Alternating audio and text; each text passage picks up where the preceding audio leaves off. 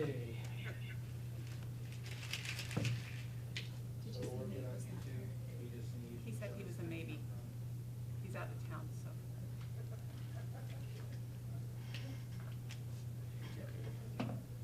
Because I like being hidden. I have no need to be. I like the background. I had enough of an opportunity to have to be up front, so I'm, What do you think, Shelley? Do I need to log into Zoom? If you're gonna be speaking, yes. I'm going to be speaking.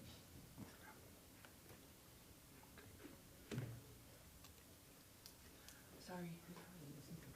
Huh? You're all to go. As long as I keep it trimmed, and it doesn't bother me too much. But if it gets longer, it drives me nuts. See, it's too short, it drives me nuts. And I can't wait for the day that I just All take these off. former bishops cutting loose.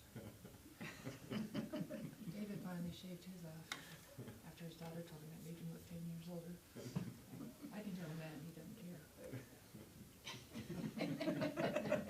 It's amazing. For different perspective. Yep.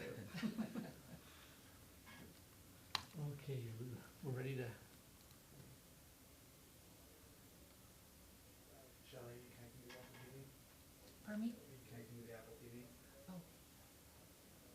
That would help, huh? Details.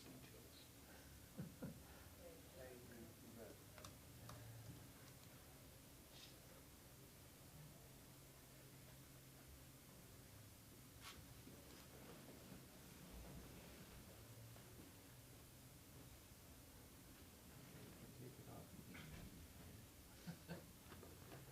Oh.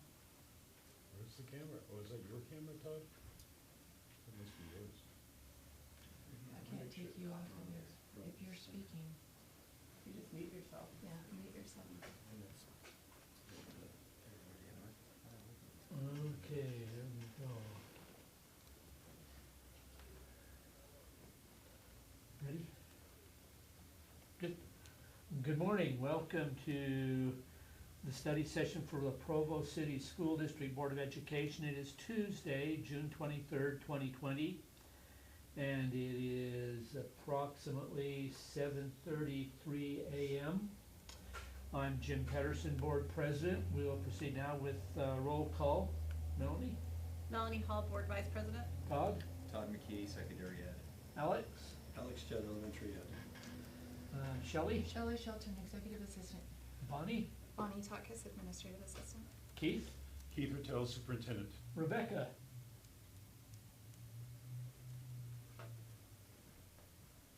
Rebecca Nielsen is with us. She's on mute. Let's see, who else we got there? Mark?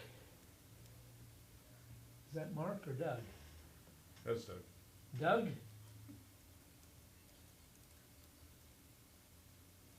Looks like Doug is with us. Suraj?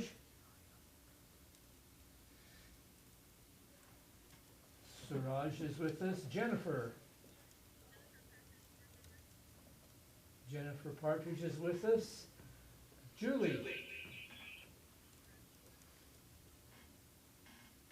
Julie Rash? I heard her, Okay. barely. And McKay? McKay is with us. Jason? Jason Cox, Human Resources. Make sure everyone's muted. Daughter's muted. Oh, Since you're somebody- speaking. Who do we have up in the corner? Is that Chad? That's Clint. Stephanie, That's Clint. Clint? Caleb, Yeah. Karen, Stephanie, Karen. See, Clint, are you with us? And Caleb? Looks like we've got Mark Wheeler with us. Stephanie, are you with us? Yeah, she's on the right one. Okay. Anne Marie and Karen, and then we're done. Anne Marie? And Karen? All right, we're grateful to have you all with us this morning, and we will begin first with a discussion on the future of online learning in the district. And Keith, who will head that up? Yeah, I'll start this, and then we just kind of want to, hang on, let me unmute. So I'll start this, and then we'll just open it up. In the board tabs, I included some questions to maybe get some thinking going and conversation going. Just in the last little while, the last couple of days, as a result of the board, State Board of Education action on Thursday and Friday, we have, yeah, we won't do that one right now, Shelley. Yeah, We have been receiving some guidance from the state about the different kinds of models that we might look at. We've also been looking at other models from other states and what they're doing. Suraj shared a really interesting thing yesterday, which is kind of a compilation of a variety of different states and their overviews of what they're doing. And it's mainly from a special ed perspective, but it's also including general ed principles as well. Essentially what we wanted to talk about during this time is how comfortable are you in us more fully embracing online learning on a more regular basis. We do have plans about how we could involve parents more in understanding the learning management system, and also trying to weave this into the daily business of school every day of the year. Not to replace the teaching that's been going on, but to build on what we discovered and improve it over the last 3 months of school. We've also, as you know, had the learning initiative going on in our district now for, we just finished the 6 years of that initiative, and we have quite a cadre of teachers. We have probably 1/4 of all of our teachers who have been part of the learning initiative, and they have the potential to have a pretty massive influence on their colleagues as well. So we want to just open this up. We're not looking at replacing teachers in any way, shape, or form, but we are looking at using this resource. You may remember that about 3 months ago, the board passed a recommendation of mine about building in a snow day. That might go away. That need might go away in the future, because we can simply convert to an online learning as we become more and more familiar with using the various platforms and the technology techniques of teaching and learning on a day that we would have to just call it a technology day instead of a snow day. So there are lots of things that, lots of implications here, and I want to give you a chance to voice your opinions, both as parents and also what you've heard and seen in the community, and also whatever experiences you might have with this in other settings. So with that said, I'm going to just kind of open it up to you and ask you, well, no, maybe I should do this. I know that Travis can share some information with you that it feels like possibly the relationship with Harmony may be changing. You know, a couple of months ago, we decided to not proceed with the renewal of that contract. Apparently, Harmony is doing some work throughout the state with a number of other districts, and so Travis will just give you a quick overview on that. Then Anne-Marie wanted to mention something to you about the Canvas learning management system for elementary, and some of the discussions we've been having with principals about making some changes there.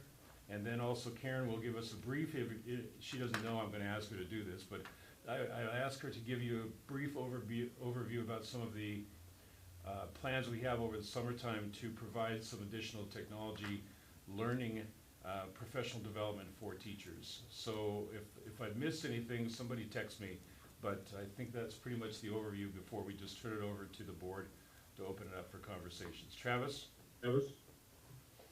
Just briefly, I'm assuming everybody can hear me. So, long story short, the public education marketplace is dramatically different than it's ever been, in the sense that Provo City School District, a landlocked district, is now competing both for face-to-face services and for online services. Just to lay the groundwork, some context to that. We're all familiar with open enrollment, what open enrollment did to the traditional boundaries. We're all familiar with charter schools and the proliferation of charter schools and what their role and function is. I'll just add that since COVID, all charter schools now have both a virtual charter and a face-to-face charter. That was not the case historically. So now they're also able to compete across the board statewide for any student that would want to work with them. Then you had the third-party vendors that we worked with for a period of time in both Harmony and My Tech High, who have a swath of about 5,000 plus students statewide, K through 12. Then you have the state legislature that also competes with us formally in the proliferation of the SEATS, the statewide online education program, where those funds are then drawn directly from the WPU for any student that would participate out of district with another provider. And now you have higher ed, and higher ed continues to play in the K-12 marketplace. Utah State University is the most recent one to announce that they're going to also establish a K-12, a 9-12 early college charter. And then the national corporations that are also playing in this game, Pearson, Connections, K-12, etc. All that is to say that I think the objective for a school district of our size is to try and maintain our constituency to the best of our abilities, both internally and with our community partners, so that we're not constantly being eroded by all of the other options that are being created outside of our control. Having said that, we collectively decided that the relationships with Harmony and My Tech would not continue. It's been very interesting. So there used to be 2 LEAs that were partnered with those entities. Now there are almost 8 or 9, and more are growing. And so it's a very different reality out in their world as well. That does open the door if Provo City School District ever wanted to re-engage with those partners. For what it's worth, we've met with both of them, and they have about 50 students that are Provo resident district students, each, so less than 100 students. And at this stage of the game, unless the board would want to reconnect that relationship, we have no plans to do so. So with laying that groundwork, I think the objective that we're after is to obviously maintain our standalone K-12 online school for any student in the district that wanted to go full virtual, and then continue to work with schools district-wide to make sure that there's both hybrid, online, and face-to-face options going forward. And we're not the only district that's doing that. Every district is pivoting very substantially and trying to do what we're trying to do, which is maintain a service continuum for their existing constituency.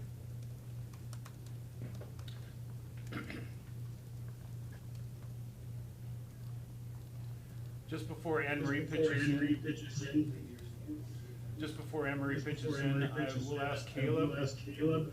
Caleb, if you can get ready to report after Anne-Marie's done.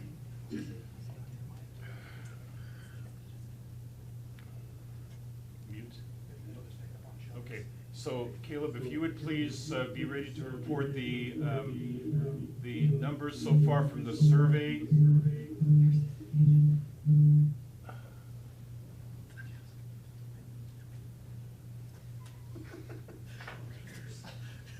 Okay, something's not working, so Anne-Marie, just continue. Go ahead. Okay. Is Shelley on? Shelley's got a slide, or I can, if you want to share the screen with me. I've got it, Emery. Thank you, Shelley. So one of the big takeaways as we analyzed what occurred over the last 3 months was that,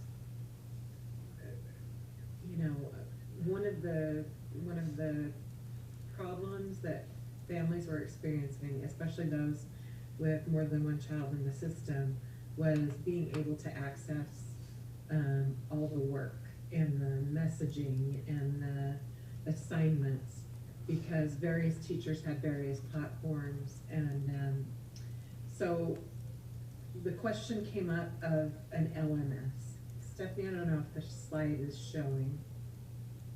Do others see it? Yep. It is. Okay, good. I will to make sure I can see it then. So the question came up about how can we create Yeah, they're not seeing it. And It's Rebecca not is- being They shared. See it on Zoom. They can't see it Yeah, on we need to Zoom. have it on the, we need to have it as shared screen too. Okay, if I can.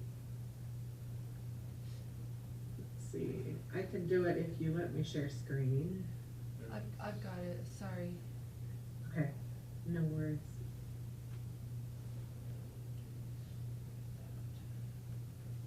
Just wait one moment there.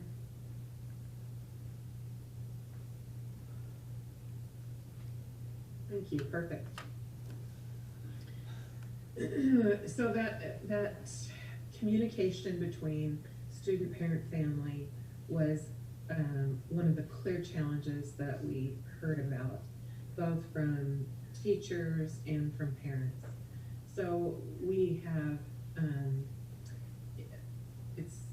I met with several other curriculum directors, and one of the ways they're addressing it is by adopting Canvas. Canvas is one of the 2 learning management systems that we've used in the district. Canvas more high school, Google Classroom more elementary, secondary.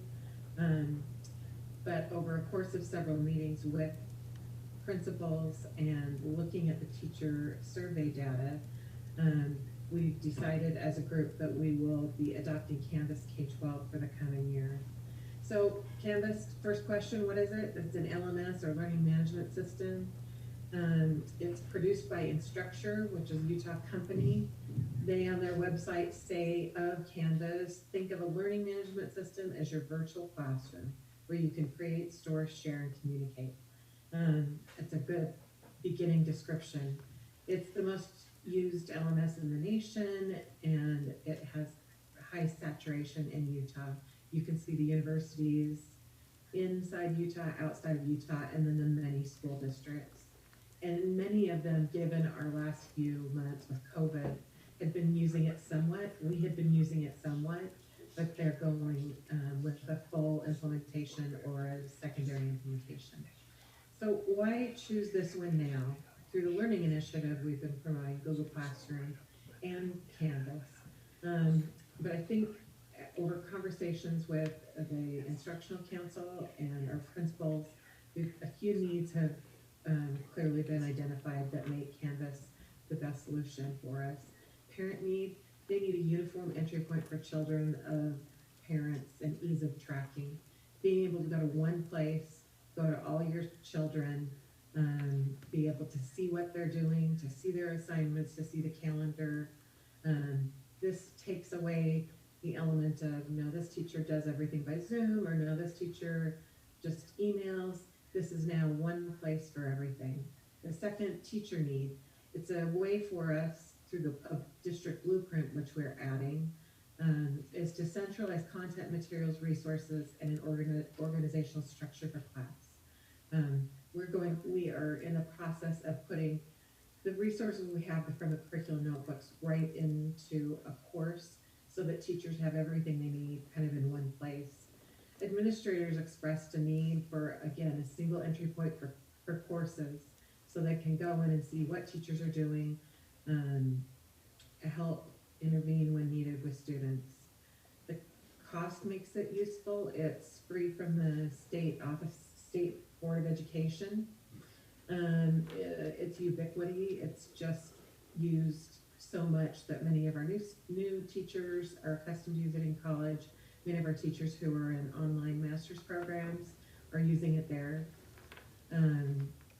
It includes, we are buying a PD platform as well, meaning teachers can participate in PD through classes on Canvas. So not only would they be using it as a teacher for their students, they'd be using it as a student in a professional development course.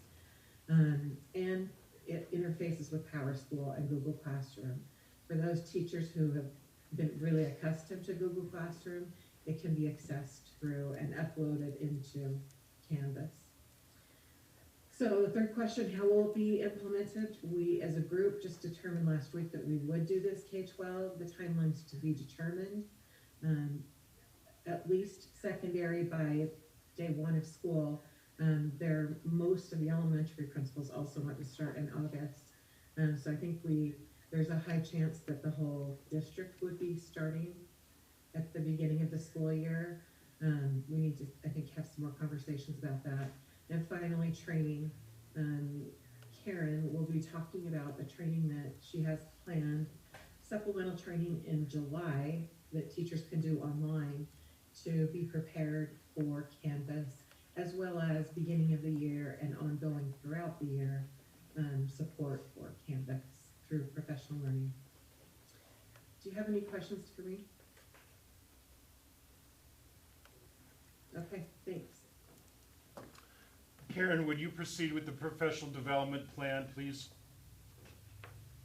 Yeah, so we some of you may be aware, we did a survey of teachers at the end of the school year, and it was pretty extensive, and so we have quite a bit of information from that. But one of the things that was striking to me was 89% of our teachers felt unprepared for what we experienced, and I would say it's amazing that it's not 100%, because that's what we experienced with COVID was different than we had anticipated and different than we trained for.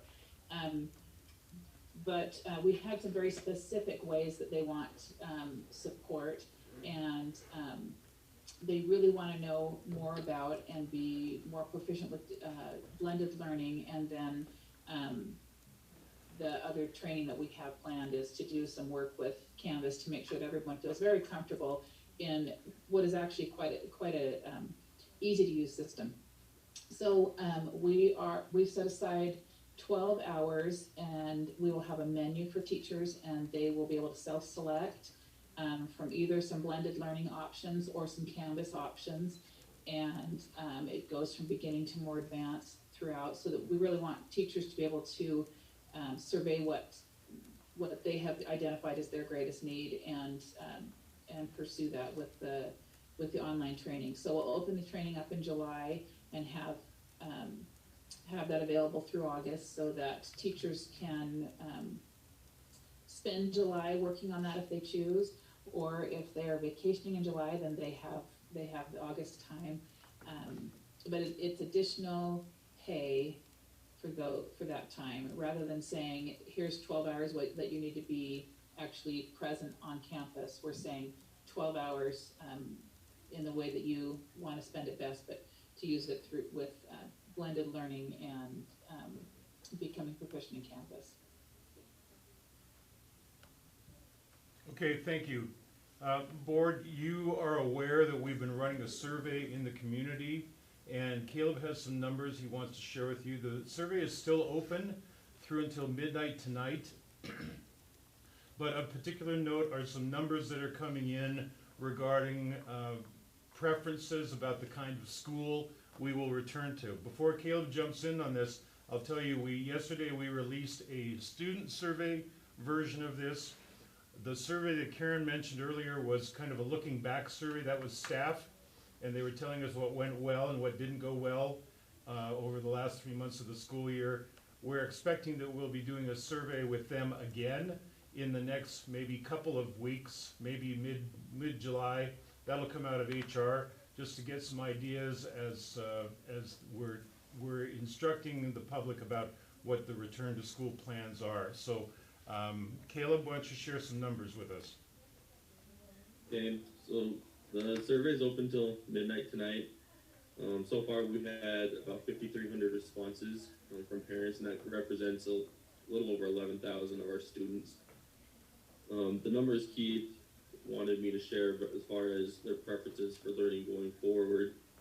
One of the questions asked about how they would prefer to have learning next year. 41.62% have indicated they want normal school, just school as it normally is.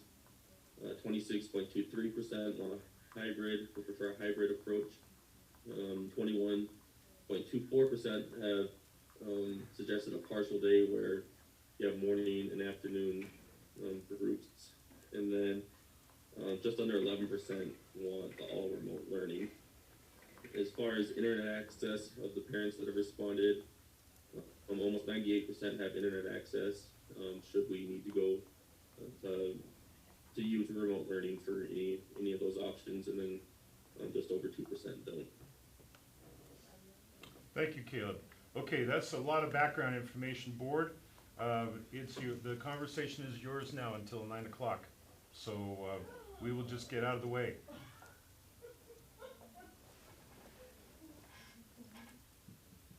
Who would like to lead out? one thing, so I'm taking our Canvas integration in the secondary schools was not as deep as I believed it was. Is that what I'm hearing a little bit?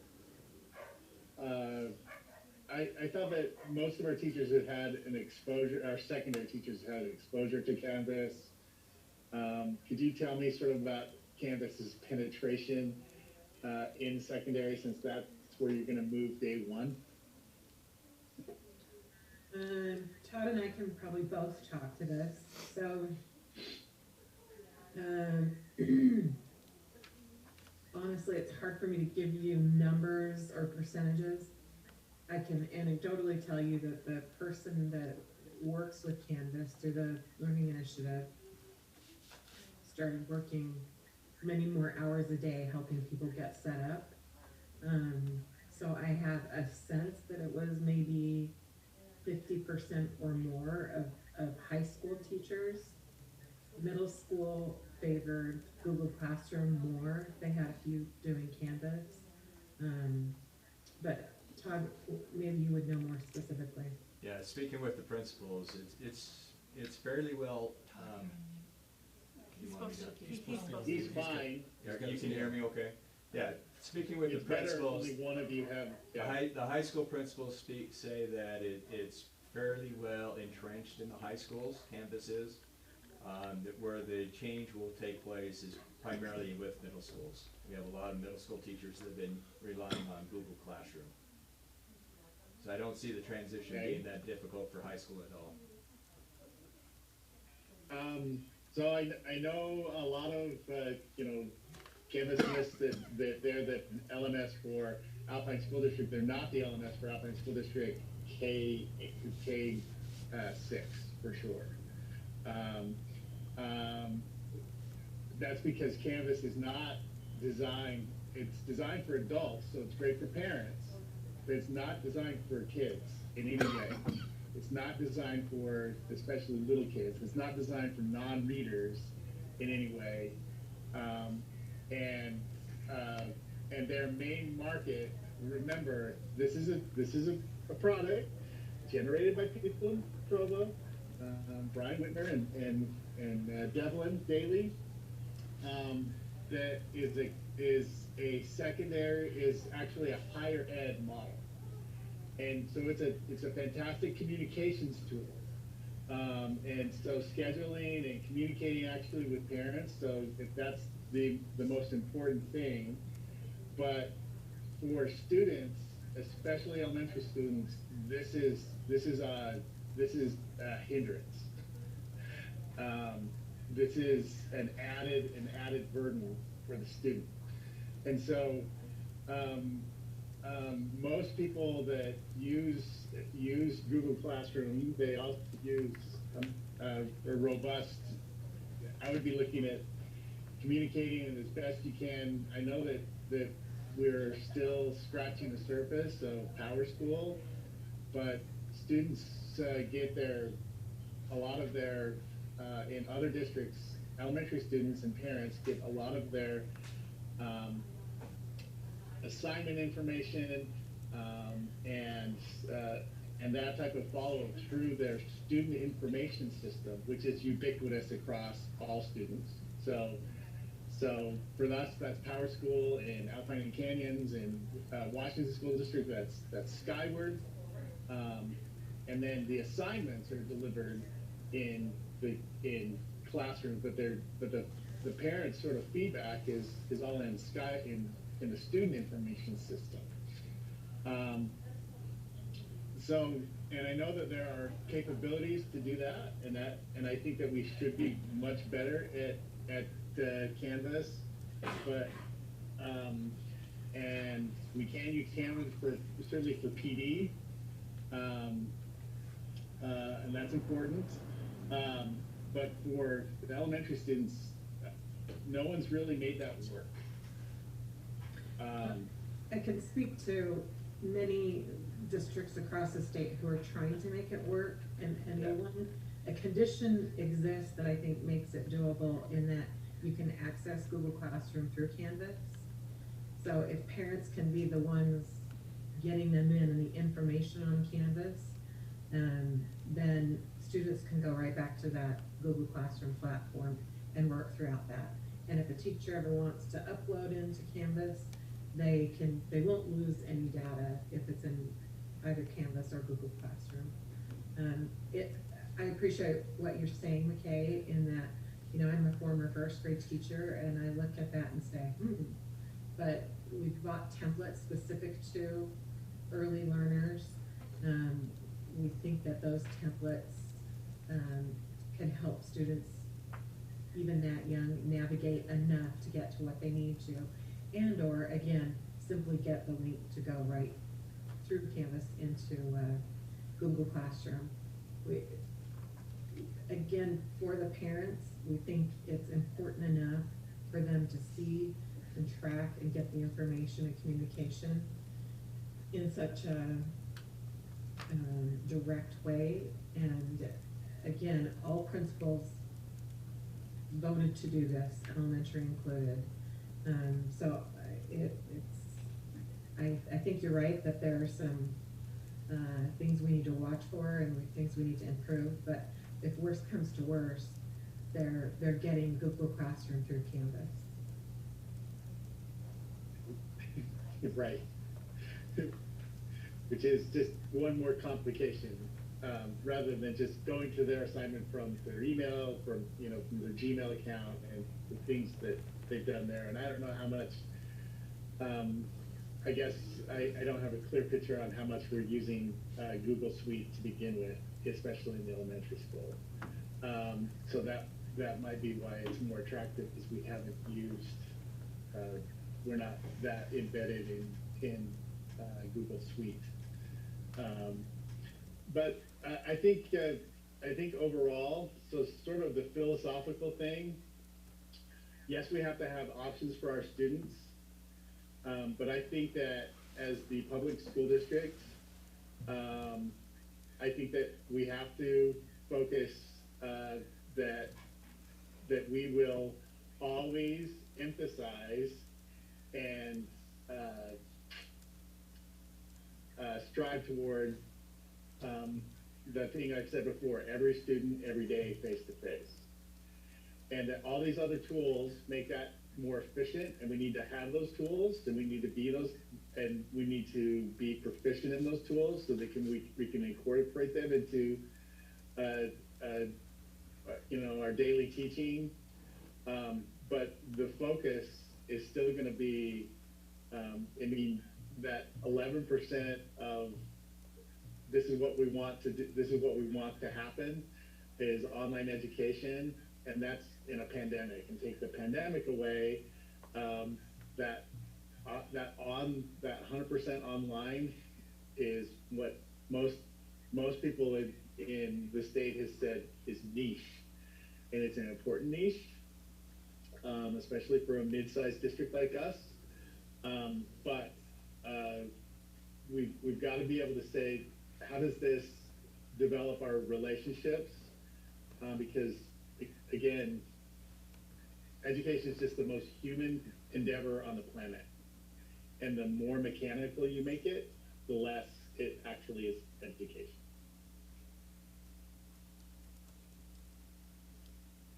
Thank you.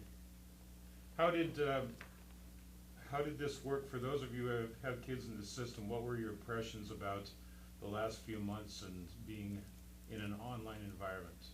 I know Jennifer, Julie, Rebecca, Melanie, you all have kids who were receiving education that way. What did you observe? And it's okay if it's not super positive. That's the, we want to have that open discussion. Well, one of the, go ahead, Julie. No, you go ahead, it's Okay. fine, except you're using them. Okay. I'll go after. One of the things I saw, good and bad, and that was one of the questions I had, was how many teachers actually got on and did online learning?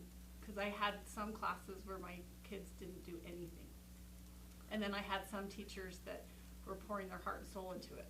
So I'm just curious, if we move forward with this is a hybrid of some sort or something like that, how do we manage this to make sure that all the teachers are doing it?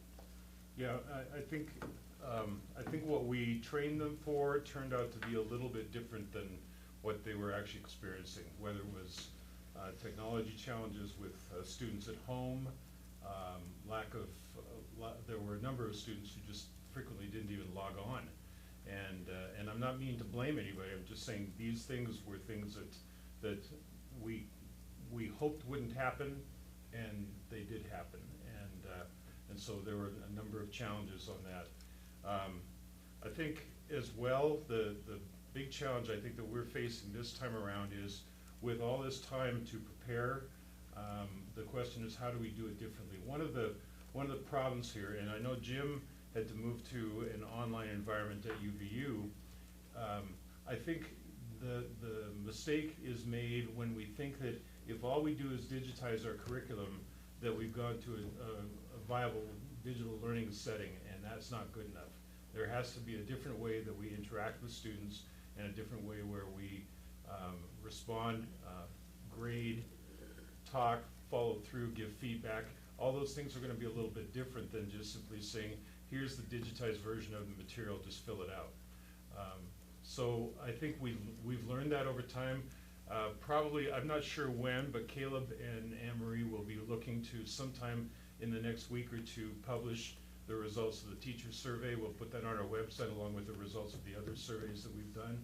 And you'll see some very interesting things there about how teachers felt comfortable or how many didn't and why. And so we're hoping that that will unearth some things that will guide us in our professional development model that Karen described earlier today. So I don't know that I really answered your question, but I don't have that data in front of me, but we'll make sure that you have that. Okay. And then we'll follow through with it. I just wanna throw in, my son, and I've only got one that's still in school, and I guess I'll be the positive voice on it. He had higher grades than he's ever had, and the difference was, and I acknowledge this right up front, that I was able to be fully engaged with him. So for the first time, really probably ever, I knew what he needed to be doing, and I was making sure it was getting done. And he was now, there was a couple things he actually had to train me on, but he was able to do that.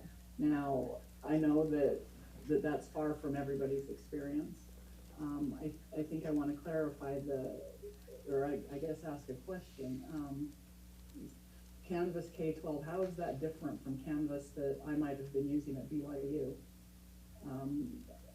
How, because I know in the university system, the feedback is pretty mixed. So how is that K-12 version?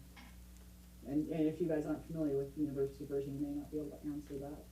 But what have they done so that it works for public education, I guess? I think one of the main things they've done is built templates for us to purchase, and they are for different audiences. There are many templates for early grades, for elementary, for middle, for high school, for administrators, for professional development. And while the bones of Canvas still exist underneath that, and you can see that, the interface that you immediately see when you get to it is more, it looks more like, the elementary looks more like an elementary teacher's webpage, sort of reading. You can put reading and writing and math and science, and here's our weekly schedule. So it has, it looks and feels different from that perspective. And then they have, again, it's varying from middle school to high school. It's also a way for us to put all the resources that we've been working on with curriculum notebooks in as a blueprint. So by course, we can put those essentials and common assessments and pacing guides that teacher teams have developed for 4+ years and put them on that platform right there, so they don't have to go to another source to where are we in the pacing guide or whatnot. They they have ready access to that, and also building those templates to include, for instance, what all of the capabilities that, say, a fourth grader might need for their reading curriculum program, their math curriculum program, their social studies curriculum program. So pre-loading them that way helps students and teachers to have everything, kind of that single sign-on issue, where you can have that all accessible, and we can pre-build it so teachers don't have to put, at least we can, with some major district-wide data, we can pre-build that.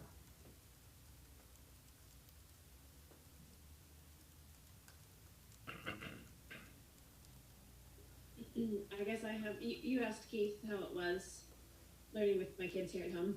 Yeah. I have 4 in the system, and I'm opposite of Julie.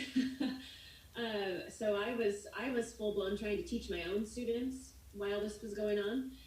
And the different management systems were super, even my middle schooler was using both Canvas and Google Classroom. My high schooler had some on both.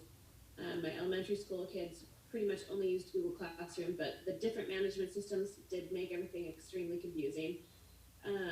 For me, who doesn't, I don't use those on a daily basis. The good news is my kids knew what to do, so they could most of the time manage it on their own, which they ended up having to do really most of the time because I couldn't help them. I was working with my own students most of the time. So the point is, at least they knew what they were doing, and if there were missing assignments and whatnot, it was on them because they just decided not to, even though they knew what was happening. So I do love the idea of going to one management system. I think that's going to be awesome for parents like me who can't sit next to their kids constantly. I like that. But my one thought is where Canvas is typically not like elementary school friendly, it sounds like. I do worry about getting the little kids trained how to use it since they're mostly just proficient in Google Classroom. I recognize that there's going to be training that's going to happen across the board everywhere this coming year if online learning is the thing. So we may just need to make sure that is part of the training. We're going to probably work on training teachers. We may need to have lots of training for kids in that same way. Ty, you have to turn off the TV. Sorry. So, I mean, it was an interesting experience. I didn't feel like it was true online learning. I really felt like it was only emergency learning. So I'm looking forward to maybe a different experience with more teacher training and something a little bit more manageable, if that's the way we go. But I do feel like, and I think this has been said several times before, we have a long way to get to online learning from what we just did from COVID learning. Those are just my thoughts and comments. And real briefly, I just want to add to Rebecca, one thought I had was, we probably also need to offer some kind of parent training, so student and teachers, but having a parent, several parent nights for those that are able to come, or even do that through Zoom, right? I can say we also purchased a template for parent and student training, with a wide variety of courses within it, so some of that is built in for us. Well, and to Anne-Marie, where you say Google Classroom can interface with Canvas, that's fabulous for those who are used to Google Classroom. I recognize, McKay, that's going to be an extra step for some people, but there may be some people who just prefer that extra step since they're just so familiar with Classroom. Anyways, I mean, is any of this ideal? I don't know. If you love online learning and that's the world you want to go to, maybe this is all ideal because it's pushing us that way. Do we live in that ideal situation where we get to do that on our own? It looks like no, we're going to be forced to do all of that. So in my opinion, none of this is ideal when you're forced into a situation rather when you just, gradually move into it. But it is what it is.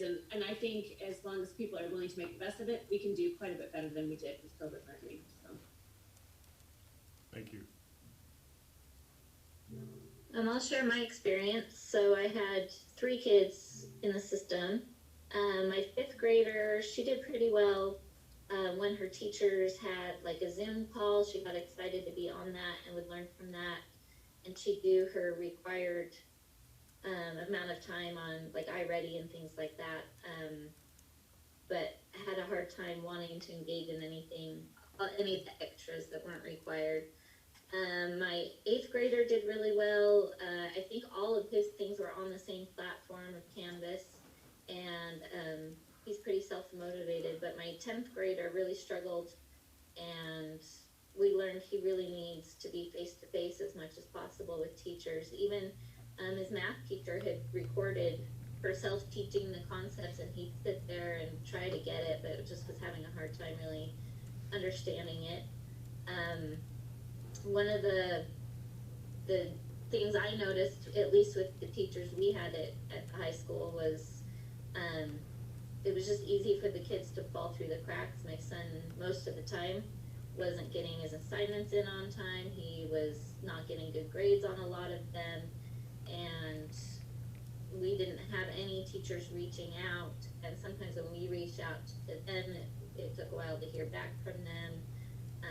And I just didn't feel like we had the support on a lot of that I wish that we would have had.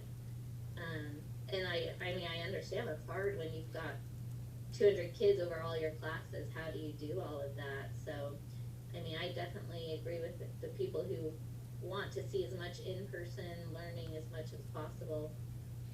But hope if we have to blend it, that we can find a way to support those students who aren't self-motivated and need that personal interaction, that personal care from the teachers. And I also agree with needing the parent stuff. When I first saw the emails about Canvas, I was like, oh, that's what my student needs to look at, and I'll just check grades in PowerSchool, so I don't even know how to log on to Canvas. So I don't know if I have to do it through my student or if there's a parent portal or whatever, so I think the training would be helpful.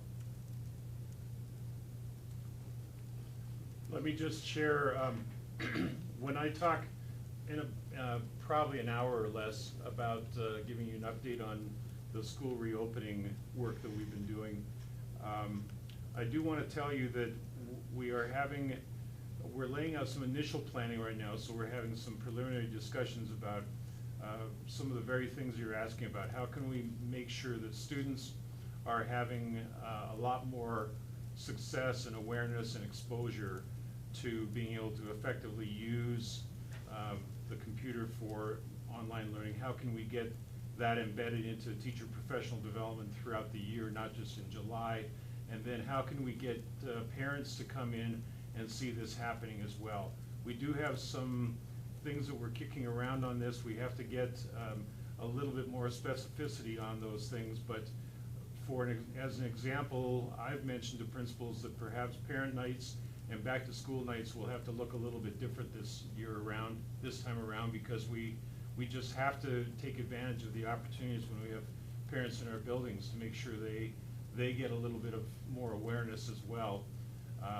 And then of course we have students, and we're not using the same terminology as McKay mentioned about what NEBO's using, but we're using different terminology, but the effect is the same. Our plan is that we've got students, all students in class for the entire week throughout the entire year. That's what our plan is right now, and there will be a lot of technology integration in that.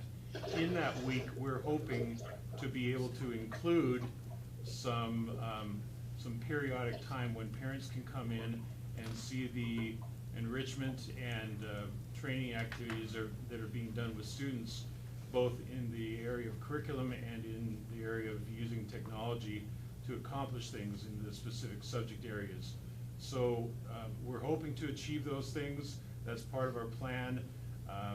We recognize, as I think many of you have mentioned, that it'd be really helpful to make sure the parents have easier access, more understandable access, more understanding of how you log on and actually understand what's going on. So hopefully that helps allay a few concerns. Go ahead, Julie. Based on what you just said, as well as, you know, this note that Jason has put on the Zoom discussion, I think it's important to keep in mind we're talking options. This isn't, and you guys confirm or refute this for me, supplemental.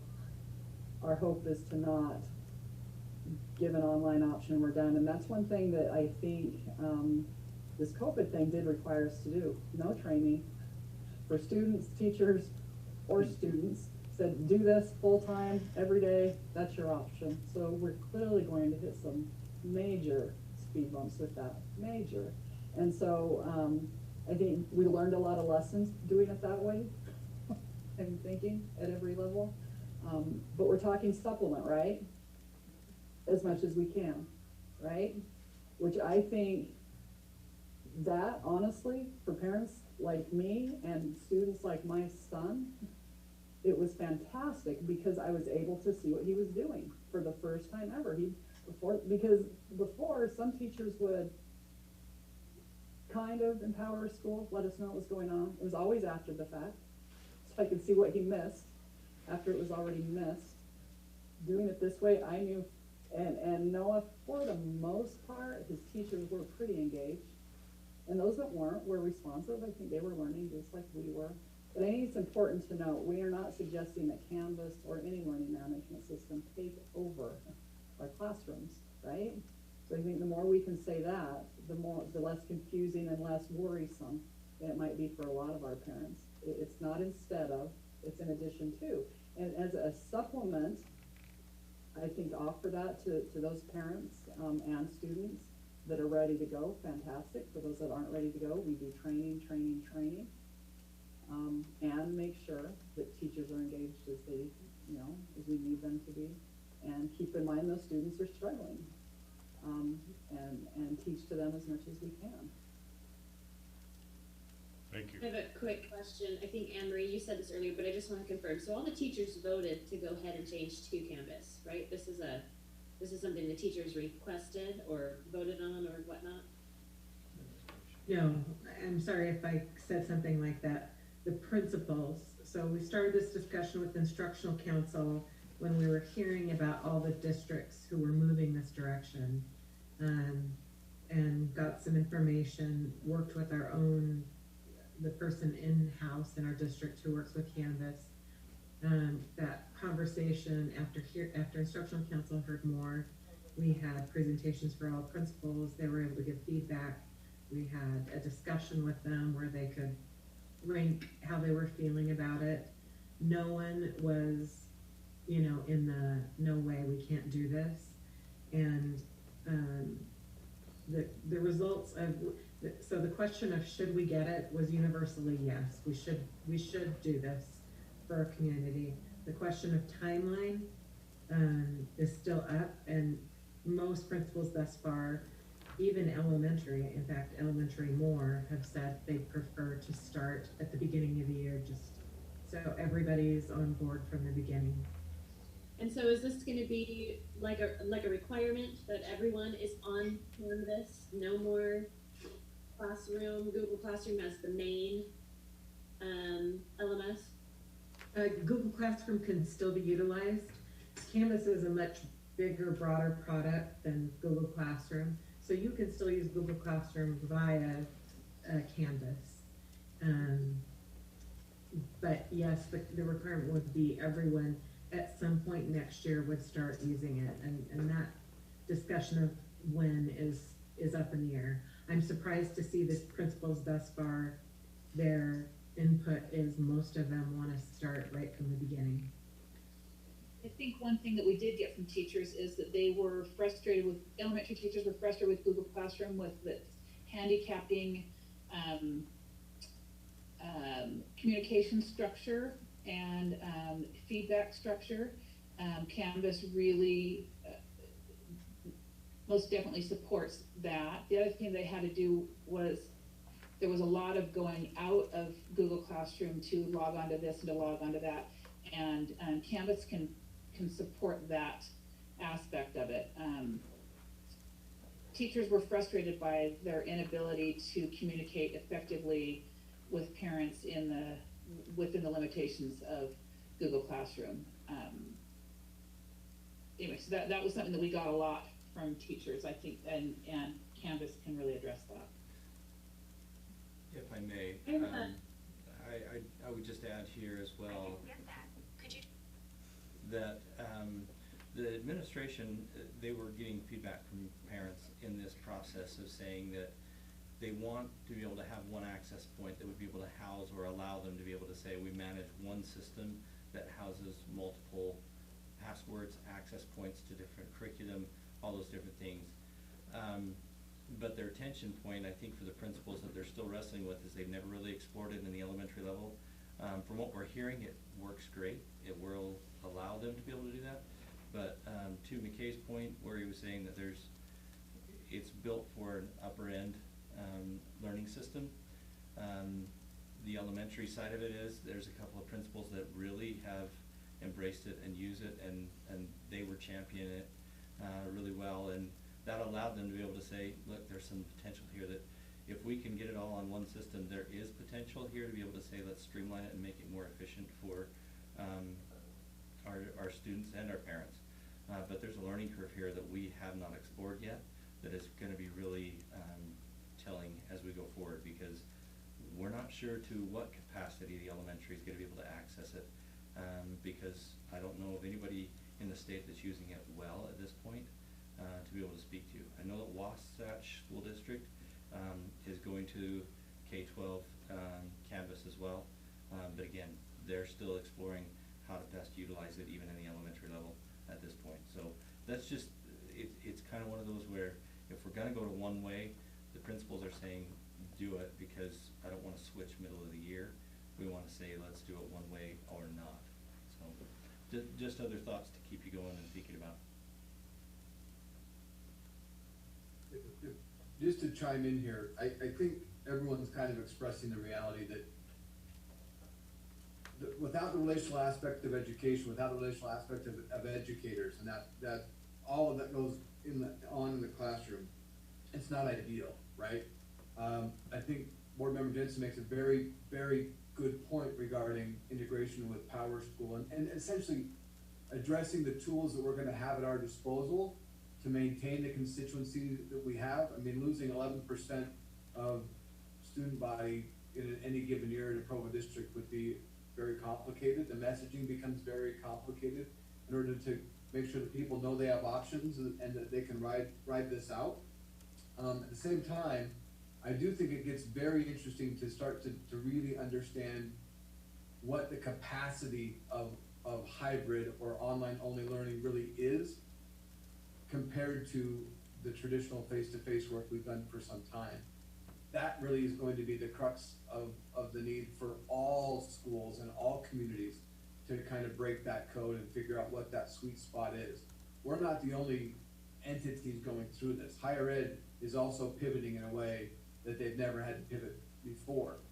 And they're gonna have all these same learning pains as well. Sharp learning curves and trying to kind of find out where this all settles. I do think there's something to be said for the work of this district in collaboration with our community and in collaboration with our city that at some point gives us, you know, if you want to call it a competitive advantage to maintain, attract, recruit, and continue to serve students based on what they want, what they need. Of course, none of this is going to be solved in the next 2 to 3 months. This is a very long process, but I am very encouraged with not only action of Provo City School District and the action of the board, but the willingness to explore it. I think the inability to have that willingness is going to put lots of school districts in a very difficult position with all the competition that's out there. One thing that I need to interject here is this. We're sort of talking about this fairly glibly, that this is an enormous pressure on our teachers that are an enormously already overwhelmed. Because of just what we're asking them to do, just to exist sort of online automatically, and now to exist. And when we go forward, I think it's really important that we have some modest expectations. Because when we say, oh yeah, you can put Google Classroom in Canvas, the teacher has to make all those connections and then make sure that all those grading points work. And so this is just not a simple actually thing. Just to give you a sort of a timeline, please remember that Canvas was introduced in public schools in Canyon School District in 2008. If you surveyed them, I'm pretty sure that 80% of their teachers felt they were unprepared. And Canvas had been, with David Doughty, championing the great things of Canvas, what it can do in the school since 2008. And so the accomplishments, that it's a great thing to set a direction, but what can be accomplished even in a pandemic have-to situation needs to be sort of carefully considered of what we're going to load on our teachers to just say, oh, just go and do this. It looks really easy. Jim can tell you this is not really easy. And there are many different parts of it. There's great differences between synchronous, of doing a class synchronously in Canvas versus asynchronously. So much so that in Alpine, those are two actually different divisions of online learning.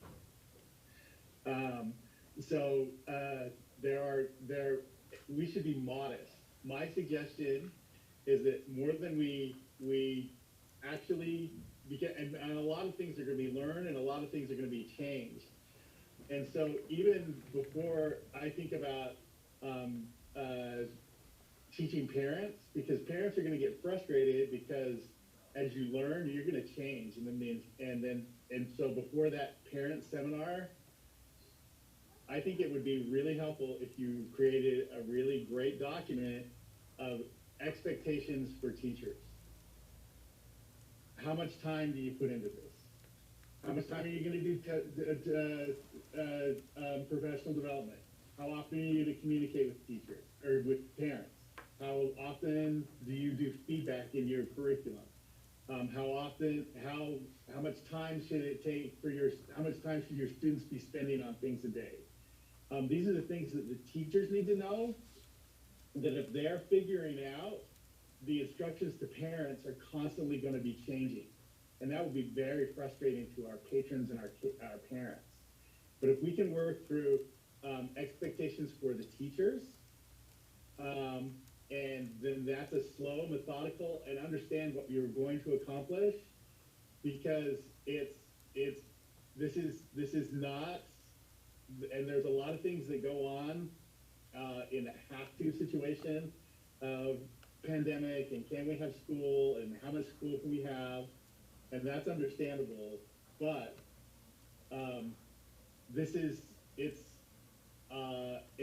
it's a lot.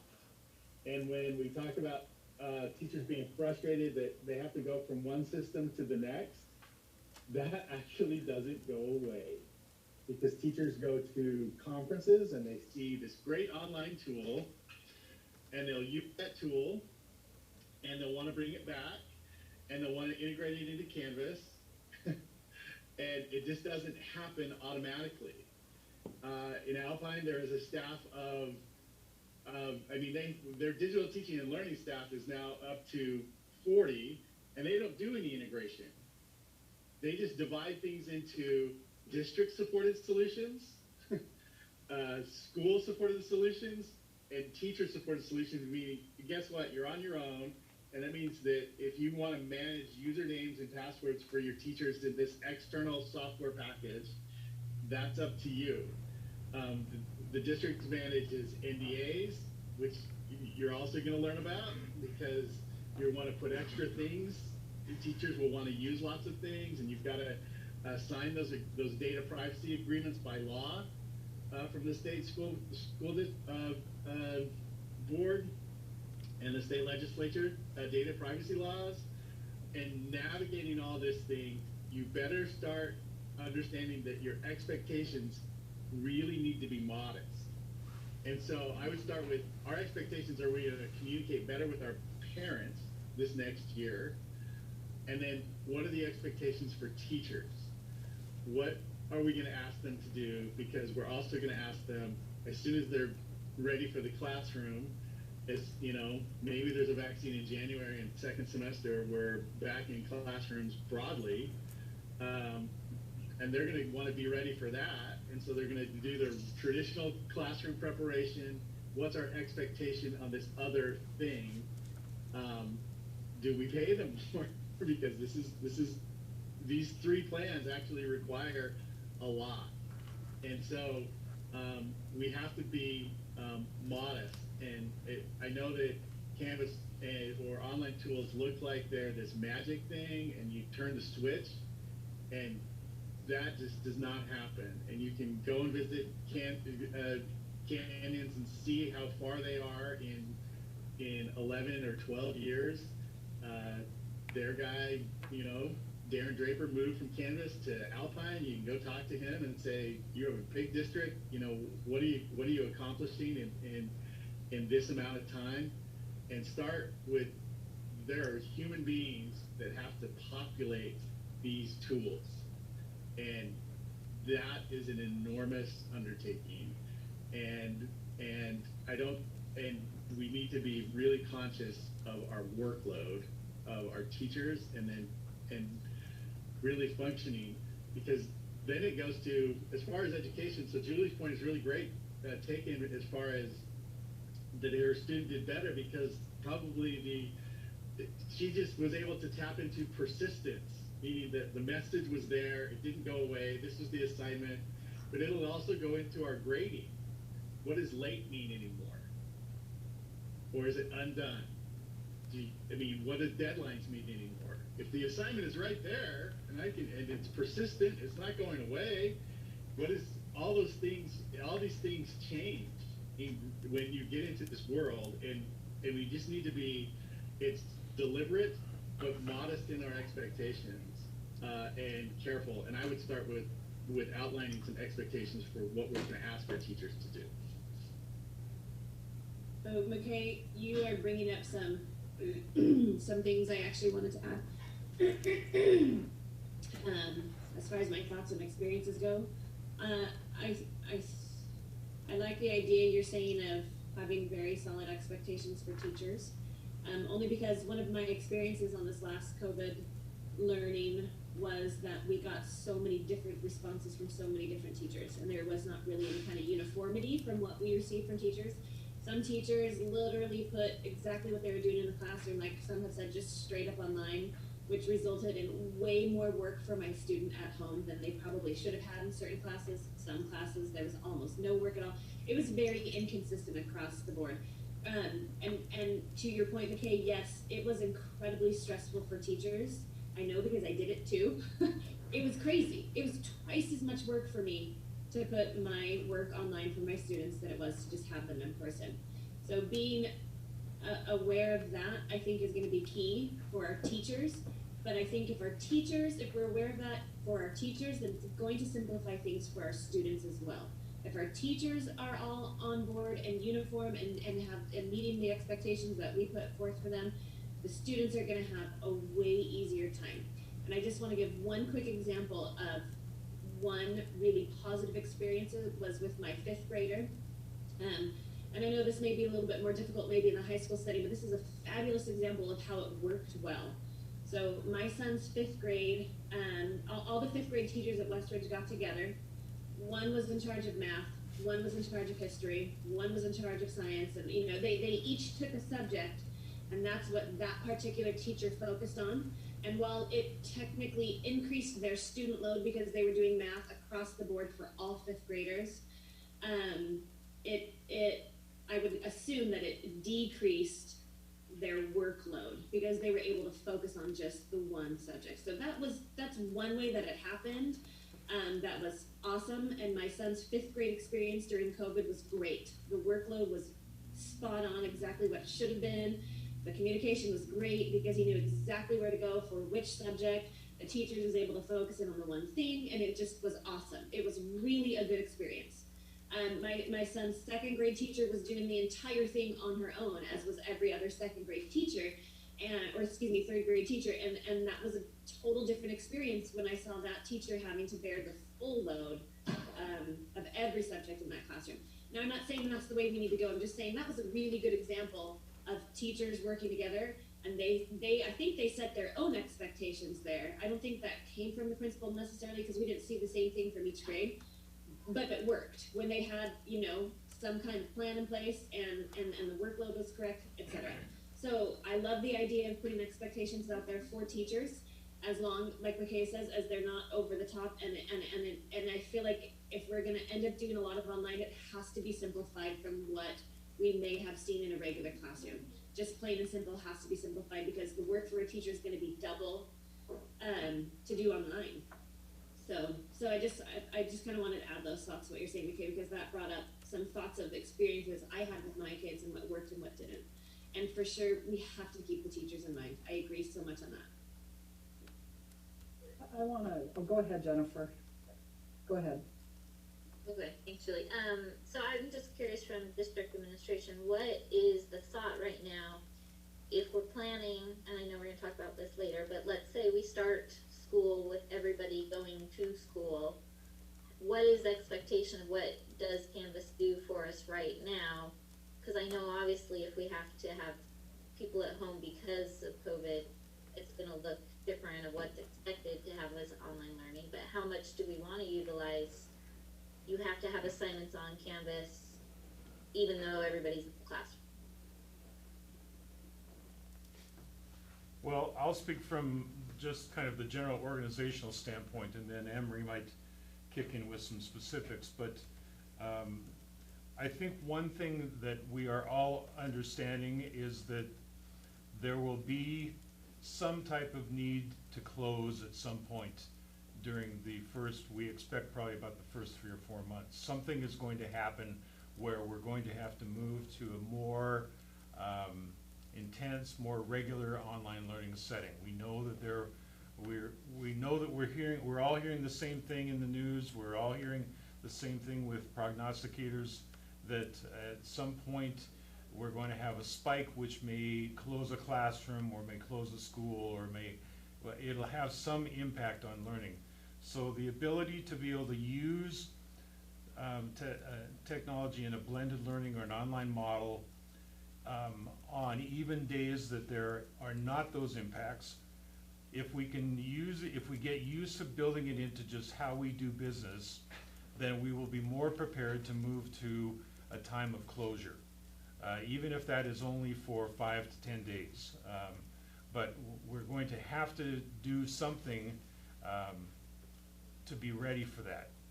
So our recommendation is going to be for teachers to accept that a blended model of some kind needs to be in place from the very start of school. And that way, when we have enrichment or advisory activities at either the elementary level or the high school level or the middle school, secondary level, that the students will easily move between the different approaches to how they receive assignments and submit assignments and interact with teachers. If we don't make that a priority as what we do from the beginning of the year, we will be stuck the same way we were stuck before, which is, like I said, we've got probably 20% of our teachers in this system who have done our learning initiative, and they're familiar with more of a blended approach and a technology integrated approach. But there are many who are not. And so if we practice it, then we'll be ready for the worst when it happens. That's the best answer I can give you, Jennifer. Tough question, but that I think is what we must do. Anne Marie, Todd, Alex, anything you want to add to that? I do.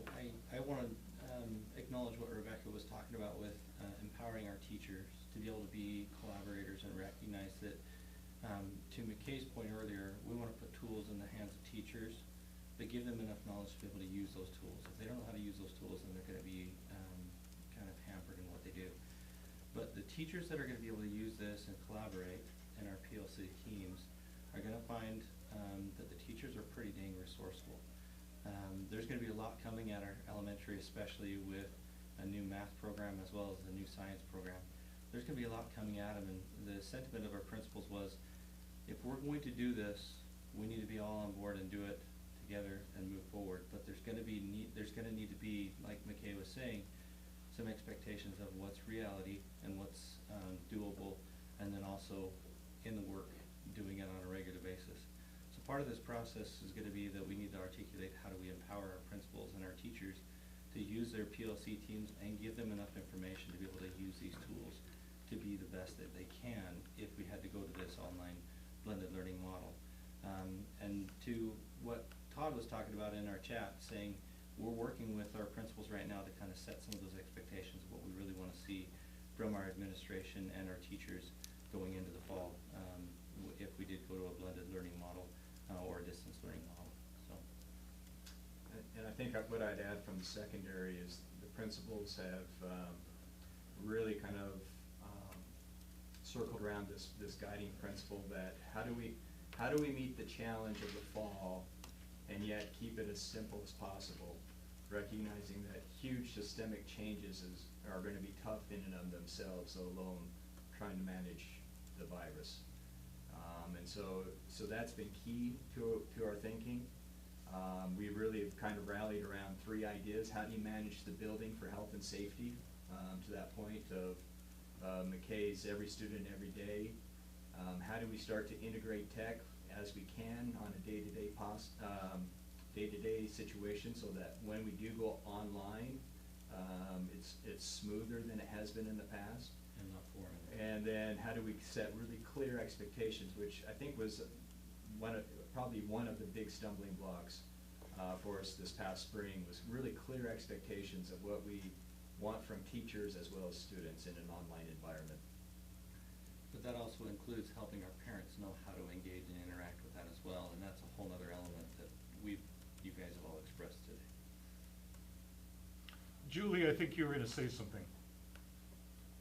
Just a couple of things. I think, and I want to be careful how I say this. I don't want to give anybody the wrong impression. I think anybody that's ever had a kid in school can recognize and maybe acknowledge that we've had some teachers that are more effective and some teachers who are less effective. I don't know that that's going to change with this. We're going to have some teachers who are more effective, some teachers who are less effective. And I think we need to acknowledge this, so that if we have some struggles in the fall, I think we need to be aware that that's not necessarily going to be the fault of the learning management system. That's a bigger issue. And I think we need to be aware of that. We do everything we can to support teachers. Obviously, nobody wants an ineffective teacher in the classroom, right? Nobody wants an ineffective teacher using a learning management system that's not working. I think we saw a little bit of that this fall. A few people have mentioned that you know, and even with our experience, we had some that was going better, others maybe not so much, and we'll have to work with that. All those things have already been listed. I think I also want to point out, I don't know that I've heard anybody allude to, and maybe I'm not hearing something, but I don't think I've heard anybody suggest that any of this is going to be easy at all. I mean, we're going to have some struggles. And so with that said, I think I want to just clarify, and maybe I've missed something. What exactly is the alternative here? What are we discussing? Like, we have this learning management system, or we don't? No, I think we know we do. So what? I mean, I heard Keith say, you know, the recommendation that administration is going to make, that we adopt a blended model of some sort, that we're ready to do something in the fall, right? Is the alternative that? No, we aren't. And that's kind of, I don't know. I don't want to be, I'm not trying to sound sarcastic at all. I really do want a clarification there from administration. What are you needing from us today? Are we talking through this to kind of point out some of our concerns? I would say, yeah, mainly, I would say that. You're muted, Keith. Oh, actually, you're using the room thing. Because, yeah, I think that I need to know, what are we trying to get at the end of this conversation? Where are we, what's our goal here? I think from my perspective, I think, you know, the conversation really veered to being all about the learning management system, and that's not really what this is about. This is just about how do we move forward in this district with what we know? And let's not pretend not to know what we do know. We know that we're dealing with a difficult time that's coming.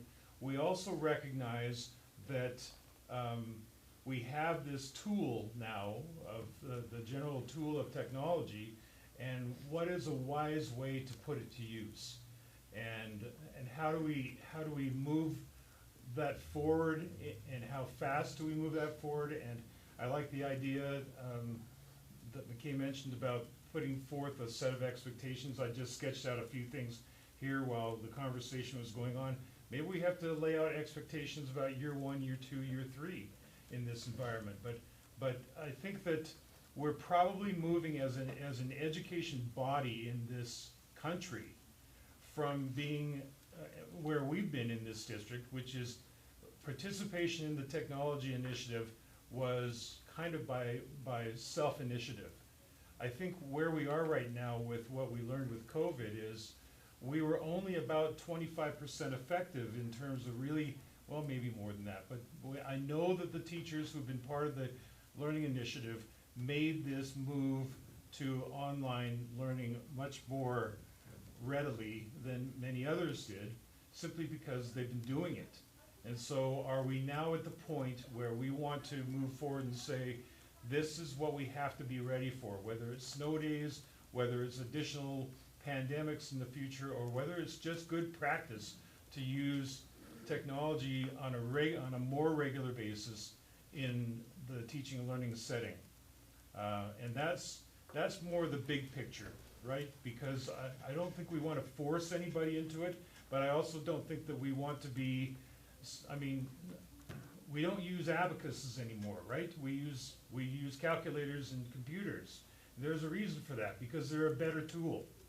And so is there a better tool that we can implement and integrate into our teaching to make ourselves more effective and to make the teaching and learning experience more effective for our students? That's really the end game of this conversation.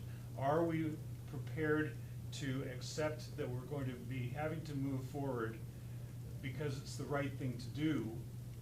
And when we use the term blended, I use kind of a small b, blended. The concept of integrating technology is my definition of blended. There are lots of models that we've seen at different school boards, presentations about this is the only way to do blended, only introduce materials in class and then send kids home to do it on their own with the computers. That could be a good way to do it. I don't feel like at this point we want to prescribe that. We just want to be able to say, we have almost enough computers right now in this entire district for every kid to go one-to-one. And knowing that we have that, could we not put them to better use to really help facilitate better teaching and learning? Okay, does that make sense what I just said? This is more of a future forward-looking, not just what are we going to do in the fall, but what are we going to do in the next 3 years, or 5 years, or 10 years? Because if I may add, I Yep. think that this conversation started around, early on into this experience when we were working day and night to provide resources for teachers to go online in a very quick and dirty way. I told the superintendent that from this challenge we're seeing an opportunity. If you've done a SWOT analysis, you look for what are the opportunities, and we've invested a lot of time and work into the learning initiative, and what opportunity presented itself was, let's get everyone involved in the learning initiative. And again, the learning initiative was not to just in case we had to do remote learning. That wasn't the purpose of it. The purpose is there are opportunities to utilize technology in wise and effective ways in a classroom. There are ineffective ways too, but let's figure out what the effective ways, and this is what the whole learning initiative has been about. So when we found we have one-to-one devices and we have health status of knowing we may need to shut down at any given time, it's seemed to me a good time to kind of take the whole learning initiative idea and move forward with it. And what was one of the very first things the learning initiative did was choose an LMS, and they experimented, and some of those leaders cried when I mentioned a couple of possibilities. And so it really was looking at, this is free, it's being used widely across the district already, and those who are using another competitor, so to speak, Google Classroom, can be used via this vehicle. I think the other factor that was just so clear was parents could not continue to get 47, you got them too, 47 emails a day saying she needs to turn in this assignment and whatnot. Just all of those teacher preferences on how I communicate with families. That's problematic, and that's something we have to take control of in order to meet our families. You know, as much as we can get to a single sign-on, I think that's important. And this through conversation, talking about different options in my department, with principals, with instructional council, this one rose to the top in terms of we think it's the best for the situation. But again, its use goes beyond just pandemic or emergency remote learning. And to me, I really see it as a continuation of much of the learning initiative that we've been in, particularly now that we can go one-to-one. Quick question on that, with the one-to-one devices, are we still planning on handing out those at the beginning of the year, like we did Yes. with the Chromebooks? Yes. And, okay. What are we doing to make sure that those that don't have access to internet have access to internet? I can tell you a couple things. One, as you saw, the parent survey indicates the parents indicate whether they have it or not. And second, Doug and I are working, we got a grant from Google Fiber to provide families with home internet. We've been meeting about every 2 weeks for a couple of months to determine what to do. And so far, we've been getting names from principals on families they think may not have it, and from an initial list that came into technology when they were looking at Chromebooks. And we trained a team of callers to call one by one these families and say, do you have it? We were able to then look to see, could they get Google Fiber for free? Does their address match up? And if so, we could get Google Fiber to them.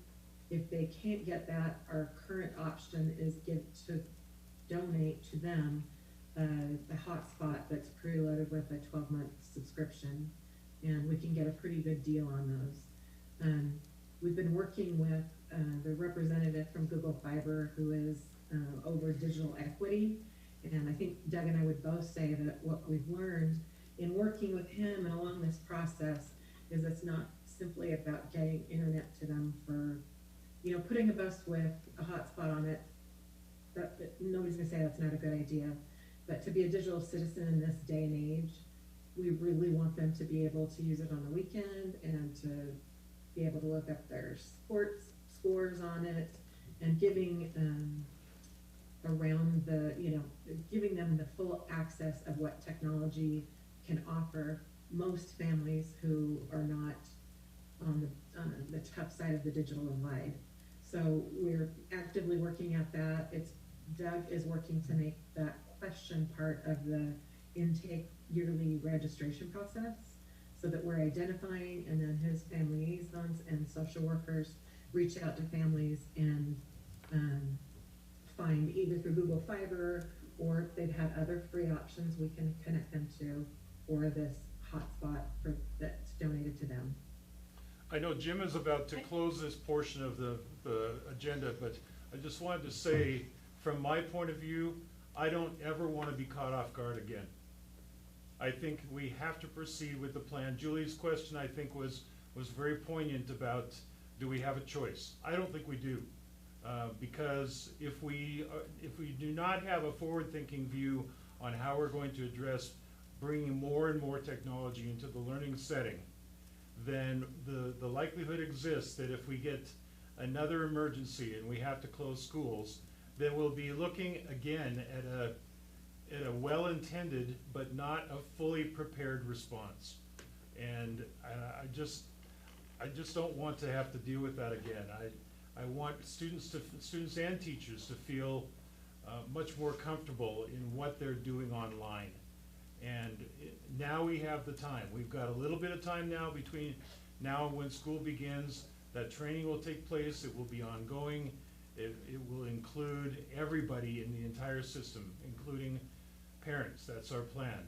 So I just feel like we don't have much of a choice on this one. I would like to express my appreciation to all who have weighed in today, and I don't have anybody in the system that's experiencing at home this opportunity for online learning. As McKay indicated, my experience comes all firsthand on the other side as the instructor trying to learn, and I would just say amen to the fact that it's a huge learning curve, and that it's an ongoing learning and training experience for me as an instructor. And I appreciate the district having found individuals who can help provide that training on an ongoing basis, both at the elementary as well as the secondary levels. And it's not going to be a one shot and you're done. It's going to be an extended training process. The LMS is ultimately going to be only as effective for us as individuals choose to engage and get trained, and as we allow ourselves to learn how to interface it with other opportunities for learning that can be supported by that LMS. The LMS is not the answer within itself. It becomes, at least in my experience, only a vehicle to help us become more effective as we use those other resources that are out to help instructors as they reach out to students as well as parents. And I think it's a great observation that the training needs to be not only for teachers and administrators and students, but also for parents. Parents are key in being able to help this online learning really work and be effective. I think Keith is wise that we are going to be moving to some type of a blended learning model for the fall. I know in higher education we're really transitioning pretty quickly to a blended learning model. And that personal contact is critical as we seek to move forward. But thank you all for your comments, and let's go ahead and move on to the next item. Stephanie, the CARES Act funding, and I'm going to turn the time over to Melanie, and I will be back in about an hour.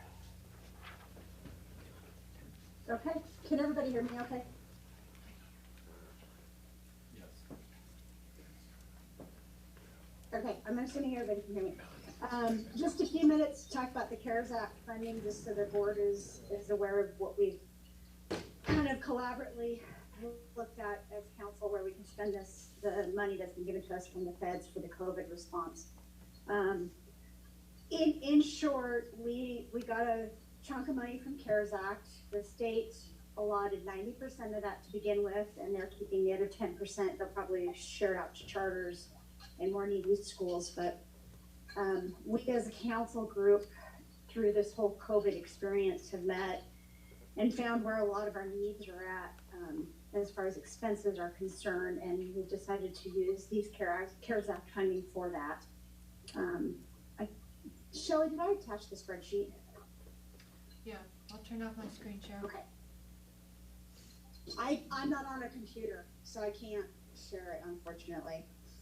But I think I shared it on the board docs. I guess in general, the couple largest expenses that we're using it for is teacher training, as well as some social and emotional support for kids when they come back to school. Those are the two largest items. A lot of the money's gone to facilities for cleaning needs. It's gone to purchasing masks. It's gone to purchasing hand sanitizer. We've got some money allotted for to ensure we have the proper training platforms, etc.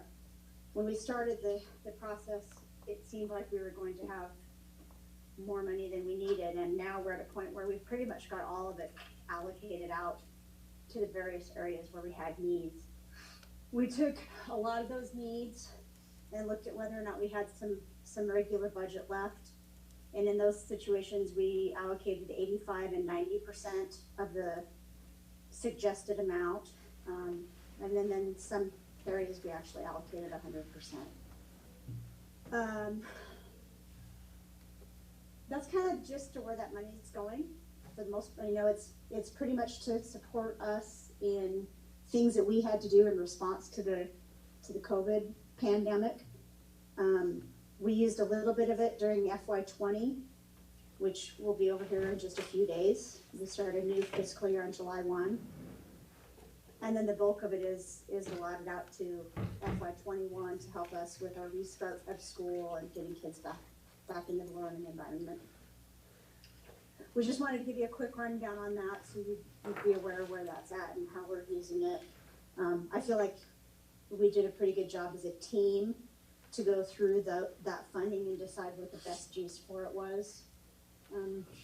I think in a perfect world we probably could use double the money we were given, but we'll manage into the next year. If we have needs beyond this money, which I'm sure we will, we'll probably have to dip into some fund balances and try to have some departments and programs use some of their regular funding to try to cover that. So it'll be a little bit of a management as we move into this next year with FY21 budgeting. Any questions? I have one quick question, Stephanie. I'm assuming this based on what you're saying, but I just want to confirm. Are there any restrictions on how the money has to be used, or are they allowing us to choose? It's fairly wide open. It needs to be used for COVID response.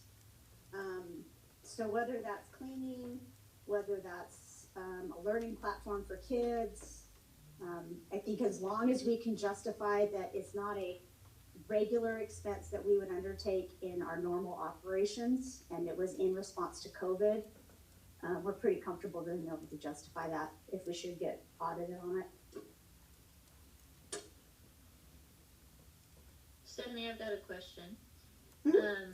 How much money were we able to reallocate, not from the CARES, but just from our normal budgets that we would have spent it on something, but since we weren't in school, we didn't have an expense and we were able to help cover some of the things because of the COVID?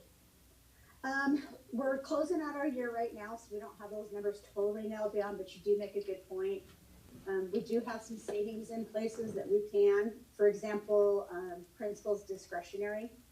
They've got more carryover than they usually have because they didn't have the last few months in school. So what we'll do with those carryovers is we'll put them into the fund balances, just like we usually do it at the end of a year.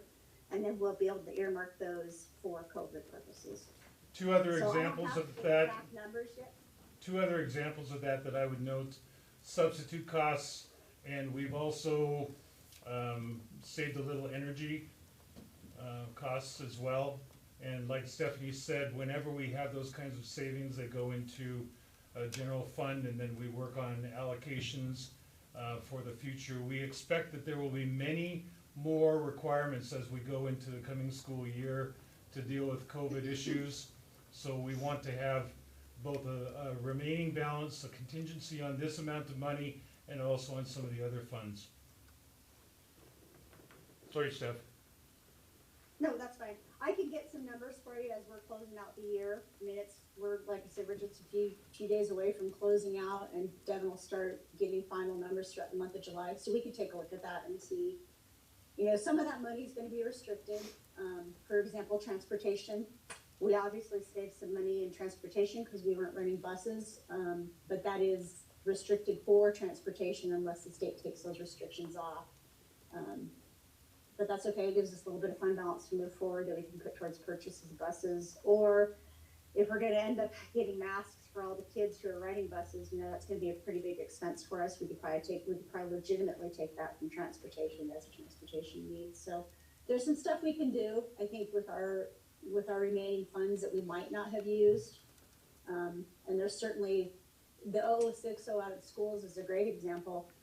We'll probably have to start working with them to make sure that they're supplied with hand sanitizer the whole time. They're probably gonna have to use a little bit of their budgets for that. we bought the first couple rounds of that, but after that, we probably need to work out how each school's gonna order it from the warehouse and pay for it, so. We'll see a little bit of savings, but I think most of that's gonna get eaten up with responses that we need to take care of in COVID.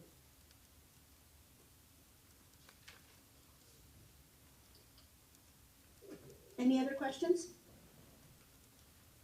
Okay, was this shared on Board Docs, what we're seeing right now? It wasn't attached. Okay, can you get that attached and sent to us? Mhm. Okay.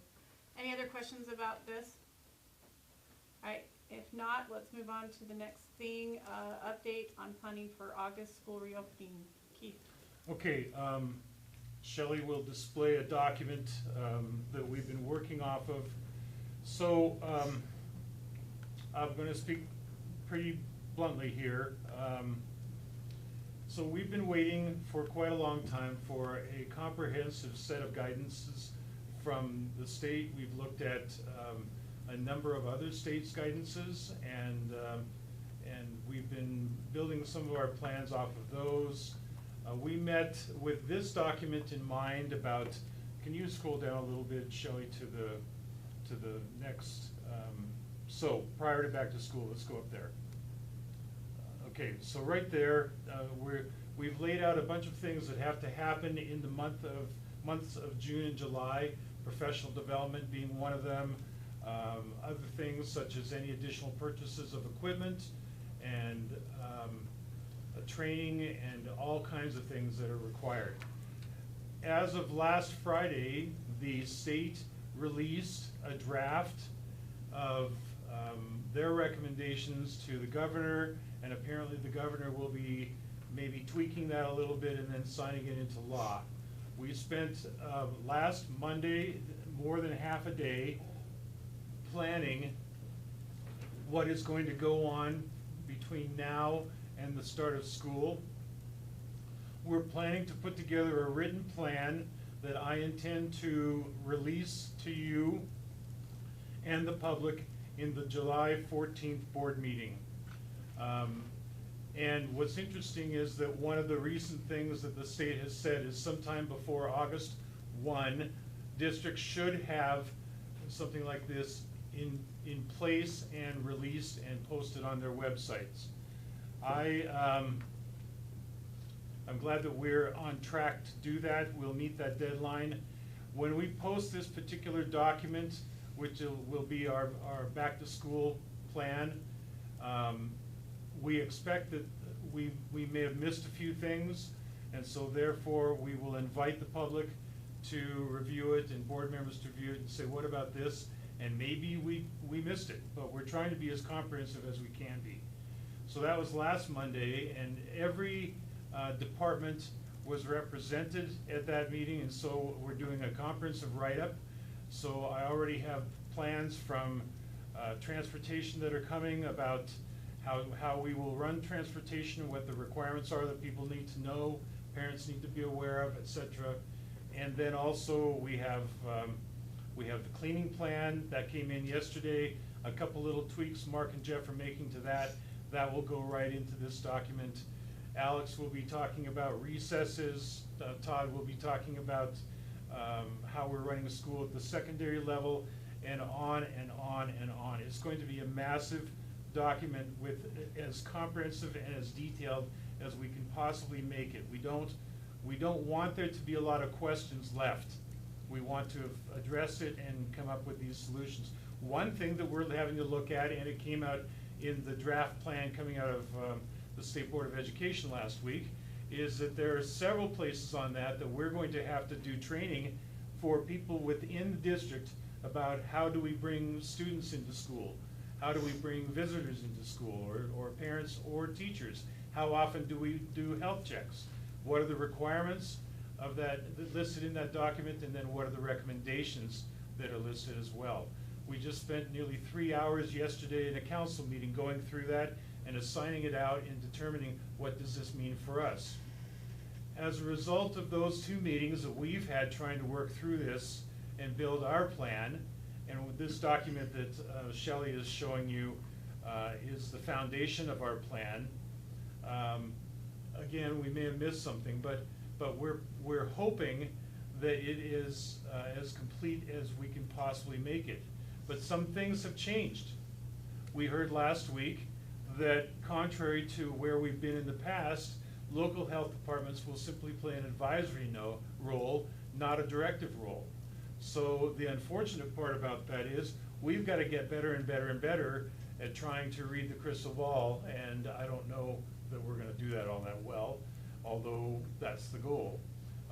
Another thing that was surprising, and we're questioning this, the four colors that have been used in this state that we're all pretty familiar with, we read in this document that the four color system is being suspended.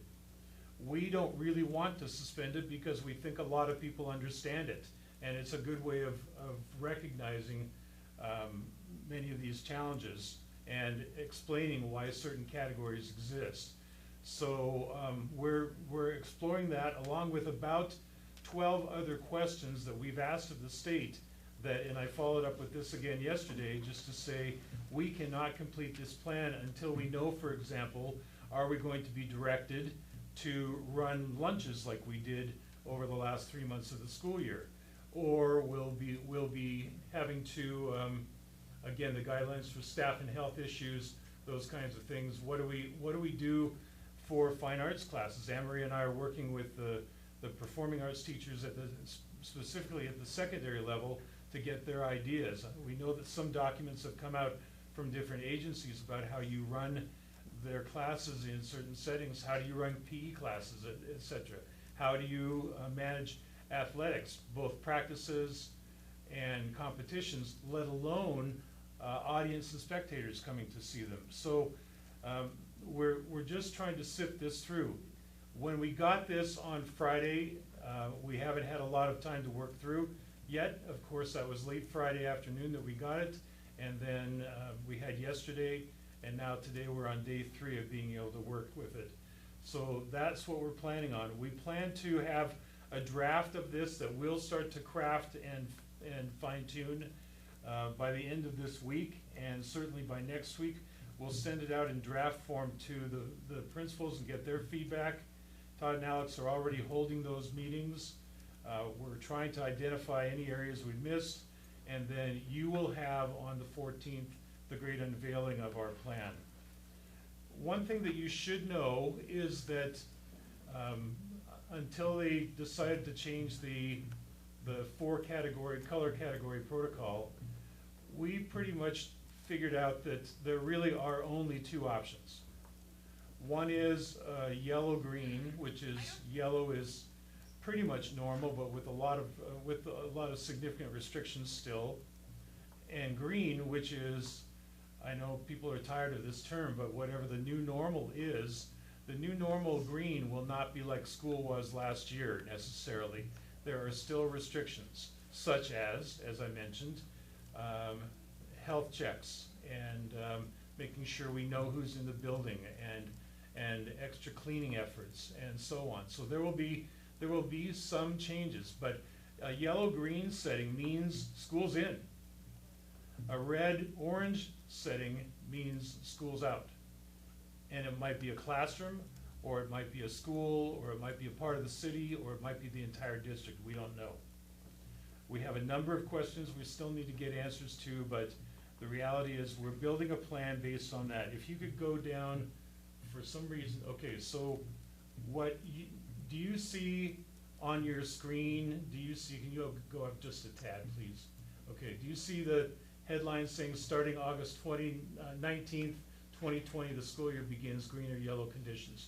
Do you see that on your screen, board? Okay, for some reason they don't see that, Shelley. Okay. Screen sharing. Okay. Just take that off. We have one that's a working document and one that's the original format. And I just want to show that one to you because everything else is still very much in embryonic stage. There you go. So that's just a listing of the complexities that we're trying to anticipate here. And by the way, most, if not all of these items are referred to some extent in the recent plan that was released from the Board of Education. We have a superintendent's meeting on Zoom on Thursday morning that I'll be part of, and I'm sure we're gonna get more direction from the state on these things as well. So it's just more than anything, just a reassurance that we're trying to be all over it. By the way, one of the recommendations from the state was that we maybe book an additional meeting in July for the board. We've done that, so that's fortuitous for us. I may have to get you to approve the plan. I don't know, I've got to see what the final guidance is from the governor's office. But anyway, I hope this helps you and whoever's listening on YouTube to have a better understanding of the complexity of the work that we're trying to pull off here. I'm ready to take questions if you have any for me. I have a question. Go ahead. How much leeway do we have from the USBE's recommendations? I don't know that we have a lot of leeway from what the governor will approve. My understanding is he'll take their recommendation and put it into an executive order. But again, the way that they've formatted it so far is, if they stay with that format, is here are 1 or 2 or 3 very targeted specific items that must be done. And then they have a list of recommended items that I believe that's where we have more discretion. Some things will work well for us as we reviewed that document yesterday, some things won't. Okay, other questions? Sorry for the very long monologue. This is a very, very complex process. Okay, hearing none, then I'm done. Thank you, Melanie.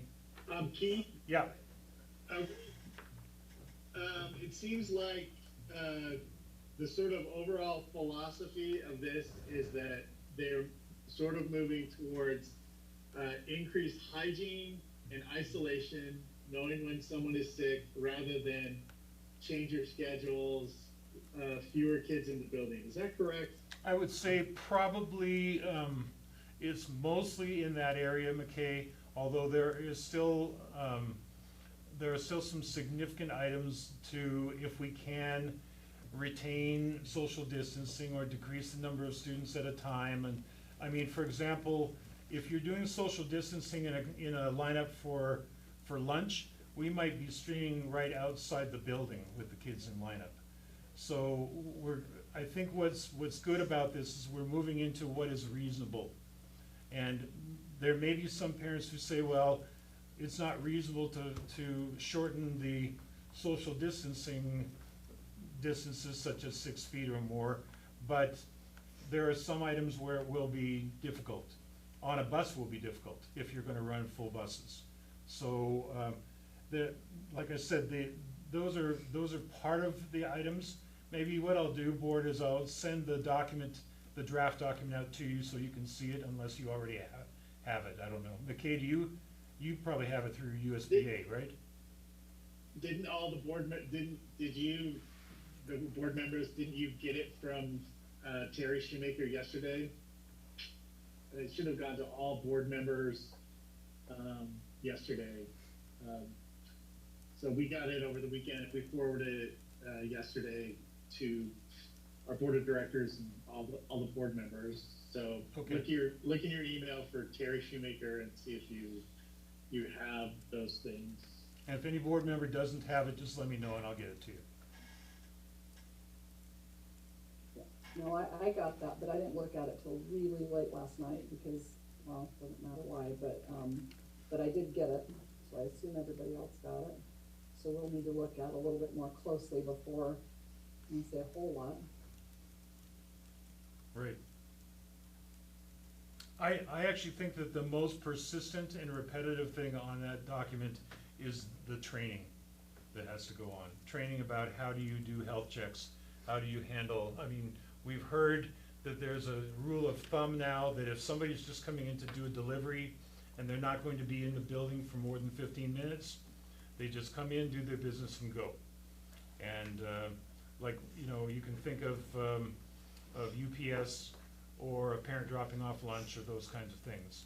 But there are other things, such as if there were to be a guest speaker coming in, we would have to bring them through a protocol that we're reviewing right now with the health department.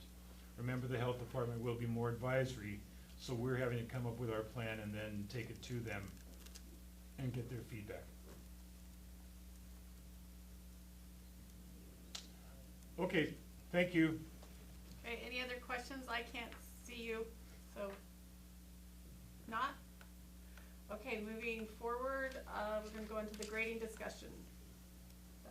So the purpose of this discussion, when we were talking about, with the board, the move to a P for all no grades, there were several things that came up both formally in board meetings and informally in individual board member discussions with me and others.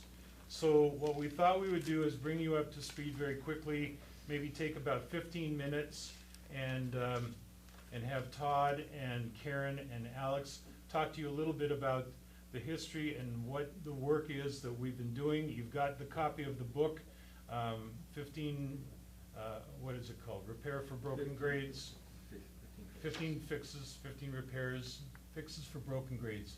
And so if you want to keep that handy, you're welcome to. And you'll hear a little bit of background about grading and about that book and about what we've done so far. We expect that this is a precursor discussion. We may come to you in September at the retreat and say, okay, having thought about this for the last few months and having had a discussion, where would you like to go? And we have a policy on grading that it may be valuable for you to think about what changes would we as a board like to see in that particular policy. Okay, so Todd will start off with the introduction and background to grading. Okay, good morning. Well, I'm trying to share my screen with you. I just wanted to give you an update. We've had quite a bit of conversation the last couple of months around grading, obviously. It may be of interest to the board to know that after we passed that resolution last month, I've only received one comment.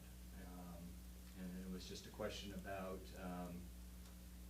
the kids that didn't get an NG and if we're going to consider them. So otherwise, I haven't heard positive or negative either way. And so to me, that says that maybe we've hit the mark in terms of our response to this. I say this publicly, hoping not to entice others to now respond to my and fill my email with comments. Todd at m@provo.edu. But I thought it would be of interest to the board to know the outcome of last month. I appreciate the opportunity to somewhat capitalize on that conversation and to take perhaps some time with the board to talk about grading more generally. My intent this morning is to maybe set some context around grading and set the table for Karen and Alex, who will speak a little bit more about what we've been doing behind the scenes in the last, probably at least a year, if not more, around the grading issue. Bear with me at the very beginning. I would consider myself an amateur historian, so I always try to go to context. And so if the first couple of slides are not of interest, I apologize up front. But I think it's important to note that our current grading structure is a relic of the 19th century. Grading really started as an issue started by Yale in the early 1800s, where it categorized kids in 4 groups. Harvard then picked up this idea of going to a 100-point scale and trying to categorize kids by a scale of 0 to 100. And it was really Mount Holyoke in 1897 where you get basically our current grading scale. The scale that we have in policy today is a relic of Mount Holyoke of 1897. And since that time, not a lot has changed. A lot of it was used to justify sorting kids, and a lot of that was based off kind of this concept of the bell curve, where you would norm reference kids, you'd compare kids to other kids, and only a certain percentage would be considered A's, certain percentage B's, majority with C's, and so forth. What's interesting about this is, if you know anything about the history of natural distribution, where it came from, It really has nothing to do with human potential. And our current grading scale actually is a distortion of this bell curve because we look at it on a 100-point scale, and that F mark is really 60 and below. And that becomes important, I think, later on when I think Karen and Alex will talk a little bit about some of the issues with our current grading scale. Things started to change, however, pretty quickly, most recently with NCLB and definitely with ESSA, where the expectation is for student learning is less about sorting kids and more about ensuring kids have met standards. And that is definitely a change. What is not accompanying this change is a change in our grading practice per se, in general. The traditional standard is still there.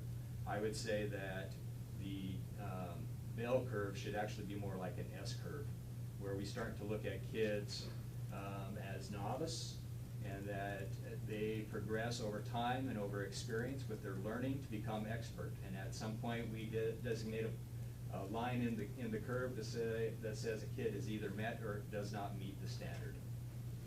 So that is to say, and I love this quote from David Hume, you can't devise an ought from an is. Just because it ought to be this way doesn't mean it currently is that way. And I think if we start to look at some of our district data, it's rather informative. We know from the last month that schools differ. We had a situation where we put out a standard across the district, and most of the schools took that standard and responded, I think, somewhat similarly, but we did have a school that interpreted it differently. And so you have this difference between schools. In addition, you have differences between teachers.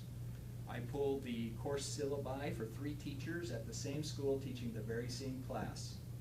And if you take a look at their grading practice, you'll note that 2 of them are really heavy on tests and quizzes. 60 to 70% of the grade is a result of student performance on tests and quizzes.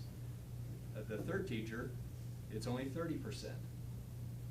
And so it begs that question, what is the experience of children in those courses, or in those classes with those teachers? It's the same class, the same learning standards, but are they, are the outcomes being managed similarly? So I think that's an important question for us to consider. I conducted a survey. This data is somewhat dated, but I do believe it's still reflective of our teaching practice. Currently, you start to ask this question, well, what is all embedded within the grade? And the results of this survey, it's generated from the teachers themselves. 58% were saying that attendance, participation, effort is calculated into that final grade. 70% of them start to reduce for late work. 96% include zeros for missing work. Homework is an important part in 82% of their teachers' grades, and only just over half of them permit reassessment for poor performance. Yet nearly all of them believe their grading practices support learning. So I think this is interesting data in terms of what teachers are doing. Also in terms of the book. Absolutely. As we get, if you haven't gotten into the book, you'll recognize that almost every one of these questions is addressed by the 15 fixes. We also know that left to their own devices, teachers are very different on how they approach quality of the work. This represents 2 classic studies in grading. One with high school English teachers, where they took a group of 147 high school English teachers from different schools, asked them to grade without any other guidance, just simply grade these 2 identical these 2 papers, the same paper for everybody. So there are 2 of them. And what's interesting is the range of the score. They all had the same paper, but you had a range on the first paper of 64% to 97%. And from 50% to 97% on the second paper. About the same nearly the same percentage of teachers that thought the paper was an A thought it was also an F, which is pretty classical. Now, some would say, well, that's English, that's rather subjective, there's no real criteria to that. Well, the researchers then turned around and replicated this with math teachers, believing that, I mean, there's this belief that math grading is somehow more objective. And what they found is that the variance was greater. It was 28 to 98%, the range of the scores. So teachers left to their own devices, we get very different outcomes. It begs this question. Paul Dressel years ago stated this.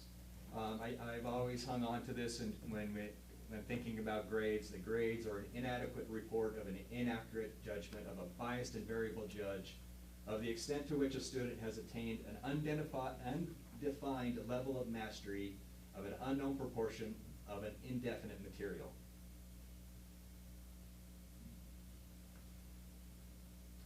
The question is that what it should be? Can't devise a not from it is. So the purpose of grades. Ken O'Connor talks about, well, the problem that we have that leads to that last statement is that we assign so many different purposes for grading. We expect grades to communicate to students, parents, teachers, colleges, to employers. We expect grades to somehow be a way for kids to monitor their own learning and self-assess in some respects. We expect grades to help us sort and select kids for special programs. There's also I think a misnomer that grades are somehow a motivator or a punishment for kids. And then finally, that grades may help teachers and administrators in terms of defining and evaluating our programs. There are many other purposes that I'm sure that are assigned to grades. I know of parents that kids lose all their privileges over the weekend if their grades are not at a certain level. We assign all kinds of things to grades. But Ken O'Connor, which you'll find in the book, is that he says there are really two reasons that we should think about grades. There are really only two. And the first and foremost, the primary, is this idea that it's a communication tool. And does it clearly communicate student achievement, where a student is in that trajectory of learning? And then secondary is that grades may help us in terms of evaluation of our programming, of our teaching, so forth. So what does our current board policy state? And I think it's important for you, if you haven't done so, to go to policy 4420 to take a look at what's there. There may be some areas that we will want to adjust or tweak as we continue this conversation. There are 4 points that I pulled out I think are important for you to maybe consider. It states that grades support student performance and help you determine the needed changes and improvements for a child. It also states that teachers issue grades based on assessments of how students learn the standards. Teachers will use learning targets, so it requires our teachers to be using learning targets, and that common assessments, class tests, quizzes, and assignments should represent authentic learning. And then finally, it very clearly states attendance as a single criterion, attendance is not to be considered for any grade. So I think we ought to take a look at our policy as we continue this conversation. I'm at this point going to turn it over to Karen, who'll talk a little bit more about Ken O'Connor's work. Just while we're waiting for Karen to get on, Todd mentioned cited two names among others in his presentation there. Ken O'Connor, of course, you're familiar with, and Tom Gusky. And both of these gentlemen are known as the experts in North America on grading practices, best grading practices based on effectiveness for determining learning. Okay, Karen, go ahead. Okay, Todd, you still got the screen, so I'm just gonna have you be my lovely assistant, okay? Just let me know and I'll. Go ahead. Go ahead and move to the next. So when we're looking at, I think Todd did a really nice job in the problem-solving cycle of identifying the problem. Grades are inconsistent currently, and I'm going to just talk more about steps 2 and 3, touch on 4, and then Alex will go further on 4 on the plan implementation piece. Go ahead. So just a little bit of background. 2015, I worked on the DISC committee with Keith, and at that time we were looking at a variety of things, but one of the things that he brought this book, a repair kit for grading, to me. And so we've been in conversation and have been really grappling with the ideas within Ken O'Connor's book. I mean, as said before, there are several different researchers that address this, and I think it was wise to pull it down and say let's really coalesce our conversation around Ken O'Connor's work. He certainly represents the research and what's going on in education right now with the grading conversation. So he's very research based, and he's been at this at least 20 years. And he's devised a set of implementation guidelines. He works closely with Power Schools, so all of the work that we do and the conversations we're having within what do we do about grades can be represented well in Power School. That's a tricky marriage, and I'm glad that others have been working hard and doing that, to be able to say standards based and really look at what are we asking students to master, and then how are we going to give them feedback on whether or not they've mastered it. Our systems have to give us that so that it's not a ridiculous burden on teachers, and that we really can communicate what we intend to communicate. I think that another great advantage of working with this book, not only is it pithy and gets right to the point on some of the things that we need to hit, but we don't have to start at the beginning. We don't have to create and search for the research and create a standards-based system. It's there and it's tested, and I think most importantly for our work, we can't have this conversation unless we have done the hard work of implementing the teacher clarity piece with learning targets and success criteria, and then also the feedback and formative assessment. That's been at the heart of our district work, and it is absolutely a forerunner to having a conversation around standards-based grading. Go ahead, Todd. So we really incorporated this into the DISC conversation. The DISC, as you know, is District Instructional Strategies Committee, representatives from every school in the district. It's a mix of teachers and administrators. Studied the book for 2 years, really intentionally. We brought in Ken O'Connor. We, as we went through, we found that there are, if any one teacher tries to implement, they have success until they get to a point where they say things like, I'm no longer doing this in my grading, and then we have to make sure that every administrator is backing that up, every parent is understanding what they're doing. So for instance, some of the things that the DISC came to was, we need to really look at what do we believe about zeros. So Ken O'Connor does a nice job of speaking to things like no zeros. If we're really going to address learning rather than attendance and habits, then we need to be able to say, what does a zero mean? Does a zero mean they had zero information on that, or does a zero mean they didn't get it to me on my deadline? What does that mean for their learning? So some of those kinds of things came up very quickly as issues in our current policy or in our current practice when we're looking at grading.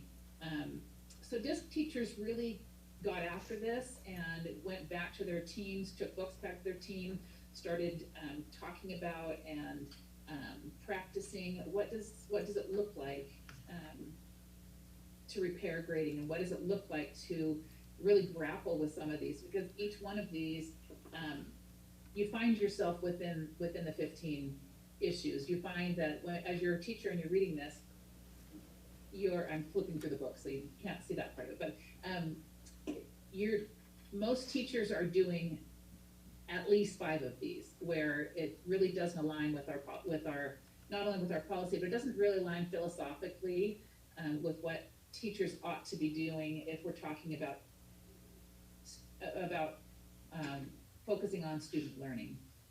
And then another part of this process, elementary report cards hadn't been revamped for 20 years, and so under the direction of Anne-Marie, elementary report cards were revamped as a first step, and they'll need to go through another iteration, but to really look at our report cards addressing what we're trying to say are our priorities in the elementary setting. Go to the next, Todd. So there's been a couple of different pilots going on. The Provo High Science Department approached Keith and really discussed this, and he sent me over to work with them in 2016, and they spent a whole summer digging in and looking at, well, so then where are we inconsistent and what does this look like? And they just did a really in-depth study and have been grappling with it since then. They created a strong PLC that works collaboratively. Dixon, and you saw that Dixon had a different look at the no grade piece. They were different from other schools, which was ironic because maybe not ironic, but it's Dixon has really looked at school-wide what are some repairs that we can do for grading, and they've aggressively gone after standards based as their whole approach. And so anyway, Dixon is another school that's really grappling with the process.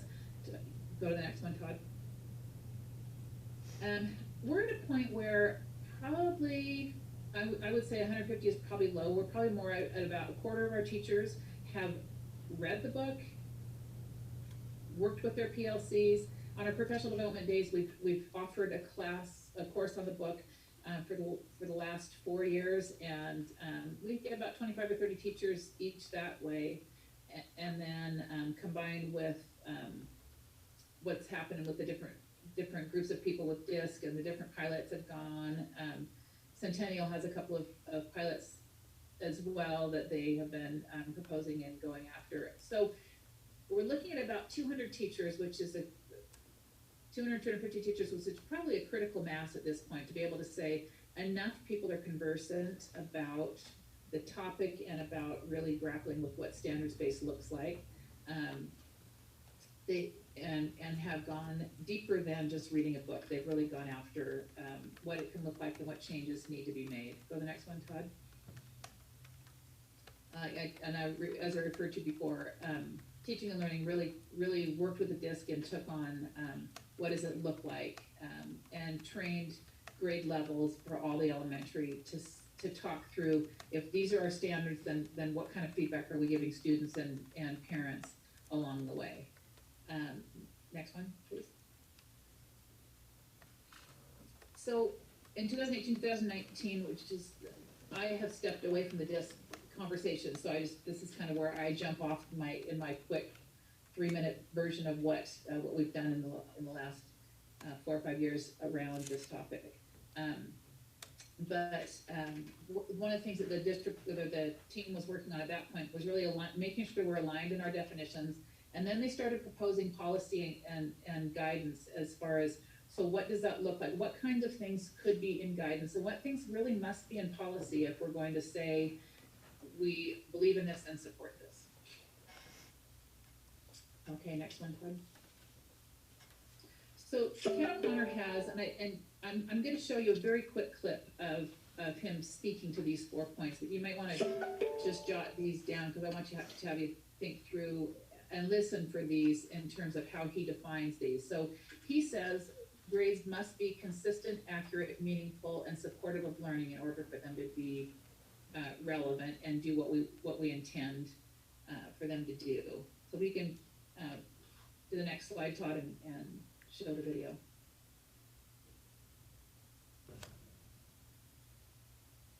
Awesome.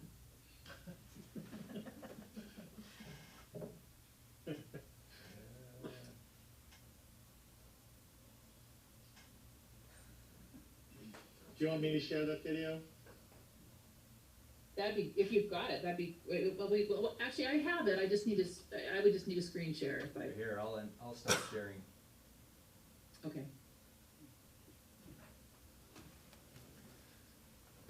See if I can.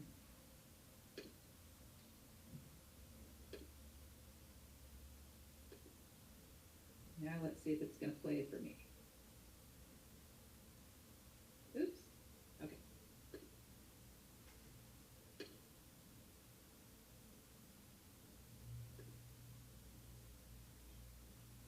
So I believe that the essential question that we have to ask about grades and grading is this: how confident are you that the grades that students get in your schools, in your school districts, meet these 4 conditions? Because I believe that these are the conditions of quality for grades. For grades to be effective, they need to be consistent, accurate, meaningful, and supportive of learning. First of all, they need to be consistent. It shouldn't be a matter of chance whether a student is in teacher X or teacher Y's class. If they're achieving at the same level, they should get the same grade. And unfortunately, that often has not been the case, because teachers have had very different ideas about what ingredients should go into grades, and they've had very different ideas about performance standards.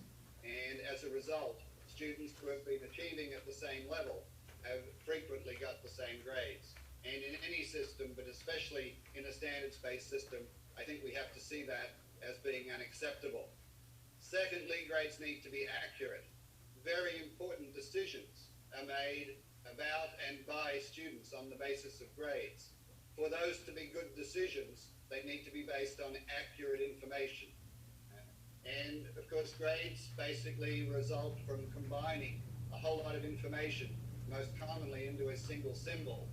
Anytime we scrunch information in that way, there's a real danger that we lose accuracy. So we need to think about what contributes to accuracy. And so that's a second really important condition. Third, and somewhat similar but a little bit different, is are they meaningful? As much as is possible for a summary symbol, does it give information about students' achievement of learning goals? And fourth, and I believe most importantly, are they supportive of learning? Is what we are doing in the assessment and learning process making it obvious to everybody involved, students, parents, teachers, that the focus of what we're doing is on learning? That school, put a little tritely, is a learning game, not a grading game. And I think we will know when we have got somewhere with this, when we find we have students and parents coming to us and saying, not what can I do to improve my grade, but what can I do to improve my learning? And ultimately, that's, I think, where we want to get to, and hopefully we'll get there fairly soon in a very general way.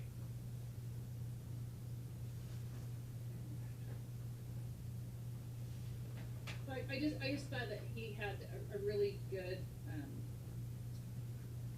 concise way of explaining that if those 4 things aren't in place, it really does hurt students, and it hampers our communication.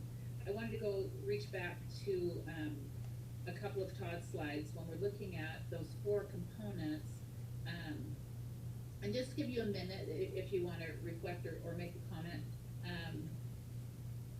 I was going to dare to put you into discussion groups, but I just have realized that with all of our different settings, it would be really hard to put you into discussion groups in different chat rooms. But just looking at those, which of those 4, or maybe all of those 4, which of those 4 do you see as problematic when we look at the 3 teacher comparison? Consistency, for sure.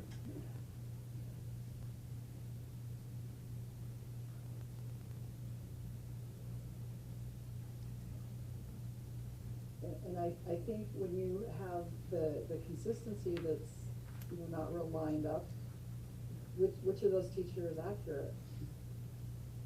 Really, if, which then puts into doubt the other 2. Really. One of the things that Ken O'Connor speaks to is the most recent learning, and so it also calls into question a little bit with late work. If a student came at it after their third try, they finally got it, is there room for grades to reflect that? And that's something that has been quite a grapple with the people who are really trying to address the 15 fixes. Another example that Todd gave us, again, look at those 4, and how do these teacher attitudes, how are they reflected in those 4? So I'd like to add that there's one thing that Ken O'Connor talks about in his presentations. I don't remember if it's in the book, but let's say the student in the first half of a semester was failing every assignment, and in the second half of the semester was passing at a very high level every assignment. When you average, that student still might barely pass that course. But if you're looking at, is it accurate, meaningful, is it actually timely? Recency is an important element of this. But so often what we do in our grading is we simply take a simple average of the numbers, and that is the grade we determine. As opposed to giving credit for the fact that the student started out very slowly, got their act together, understood the material better, and then performed at a high level. In Ken O'Connor's mind, that student deserves more than just a barely passing or even still a failing grade. And as another element of that, he has said, and I've heard him say this, no student should be hopeless at the halfway point of a term, of a semester.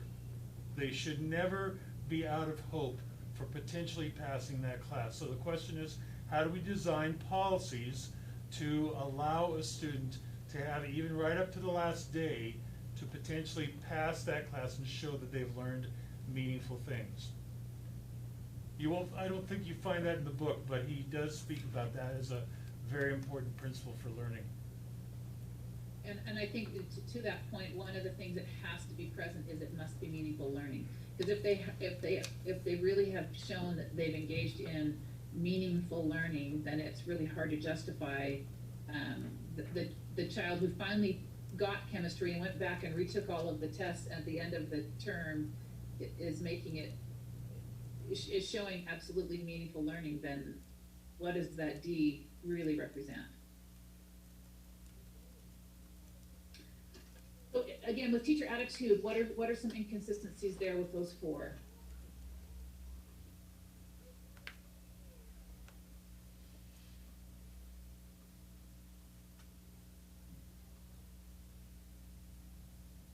Well, one of grades them.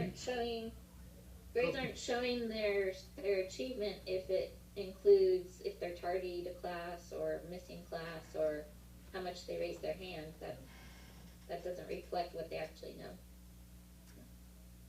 One of the most damning up there is the 0. Because the grading scale of 0 to 100 is what we'd call an irrational scale. On the top end of the scale, categories are broken down in groups of 10, so 90%, 80%, 70%. On the bottom end of the scale, it's 60. So you have 60 ways to get to fail, and only 10 ways to improve your grade on the above end. And the fact of the matter is, mathematically, for a student that gets a 0 for not turning in a piece of work, I think mathematically you have to have 9 perfect scores to recover from a 0.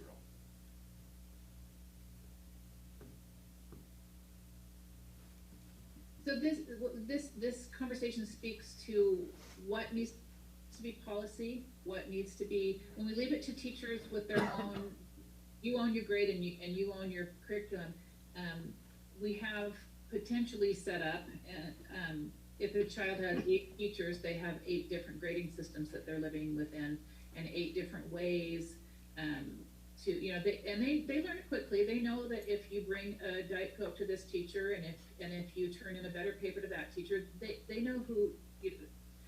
But that's a burden that we're placing on students that doesn't fit these 4 criteria. I want to make a comment. Is that all right? Absolutely. Move the screen. So, I think maybe maybe one of the reasons, a big reason that teachers have built some of those, maybe less meaningful metrics as far as what the student knows into their grading is by necessity. Or one, we've been or they've kind of been asked or expected to do some of that. But at the same time, the reality is, if you have a kid that is, walking into class late every day or not turning stuff in, I mean, this goes back to our previous conversation. The teacher's workload is getting bigger and bigger and bigger. I think one of the, we'd have to somewhat change our expectations.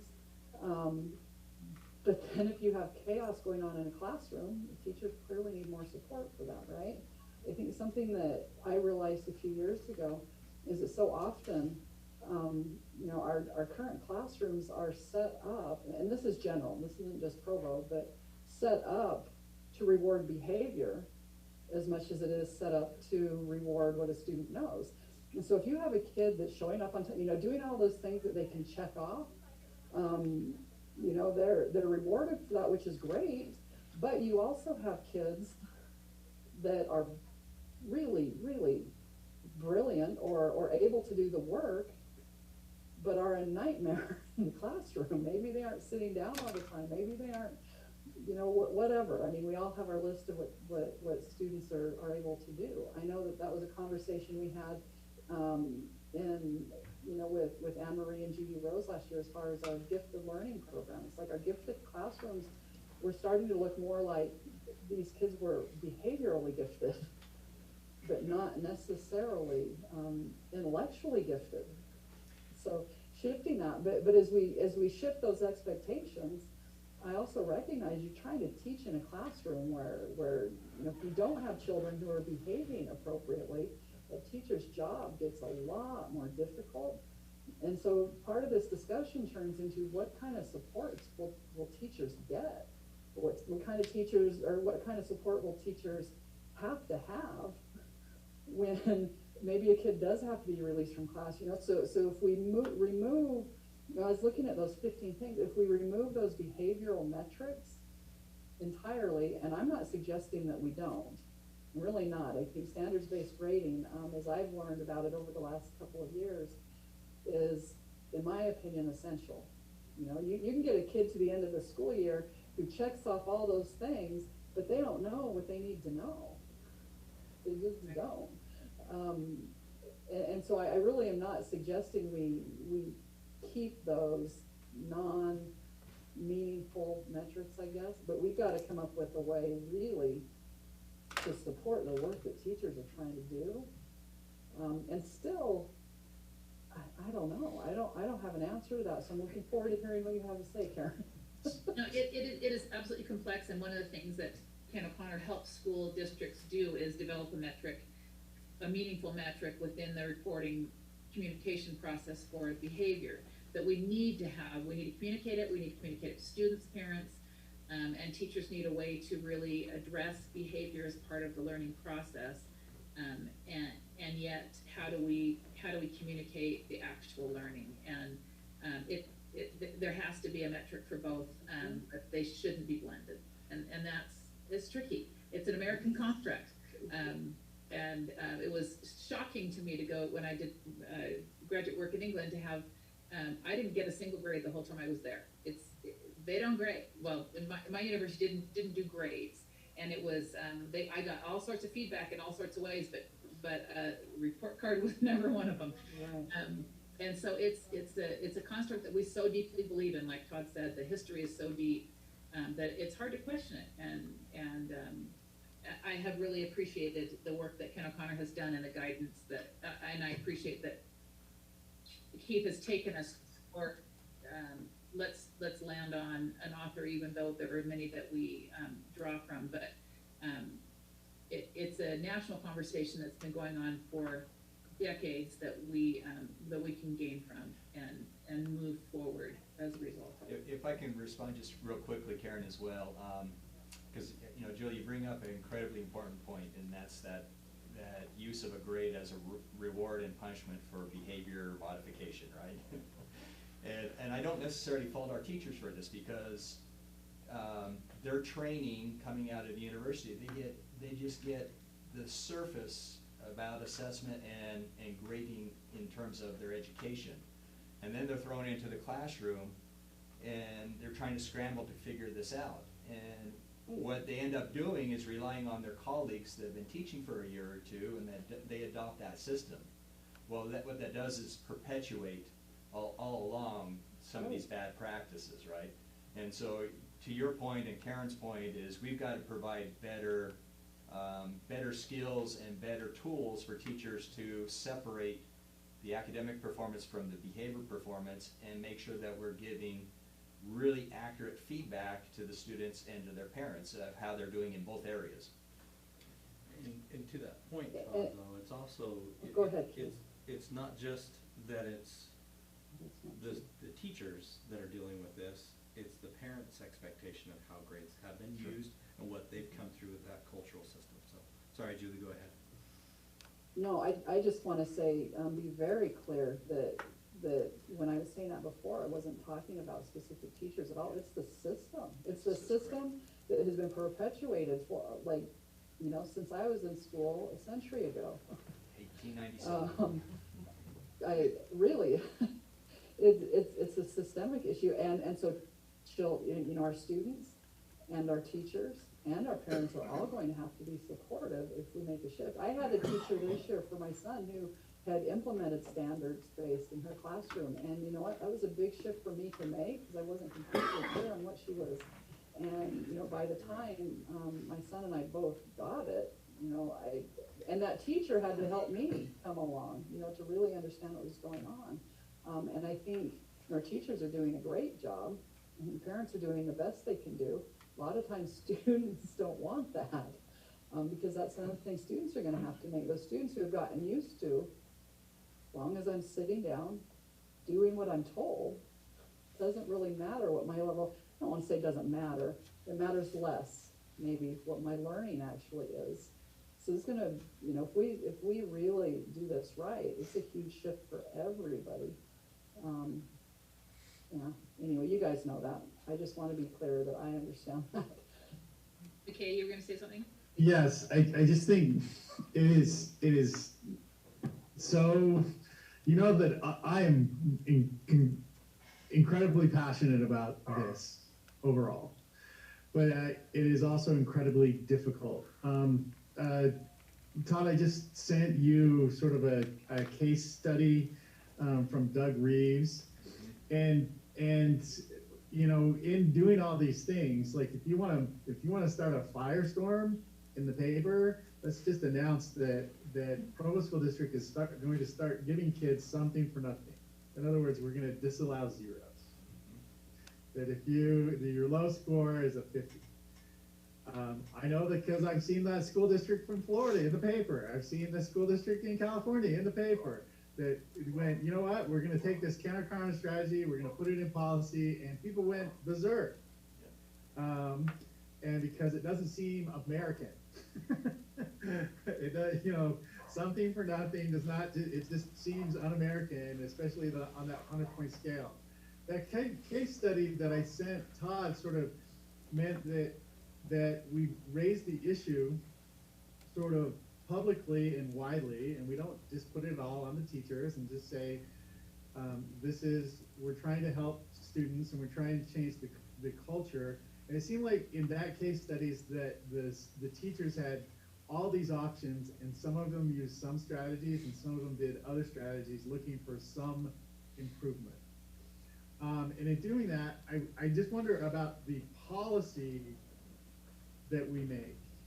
Because taking things out of the teacher's hand is tricky in a policy, but in changing our culture incrementally from a punitive or reward to a measurement, or is going to take some time. And how do we do that? Are there more than a grading policy? Is there a reward policy for rewarding teachers for high class GPAs coupled with high achievement scores in some ways? I don't know how to do that in every class, though.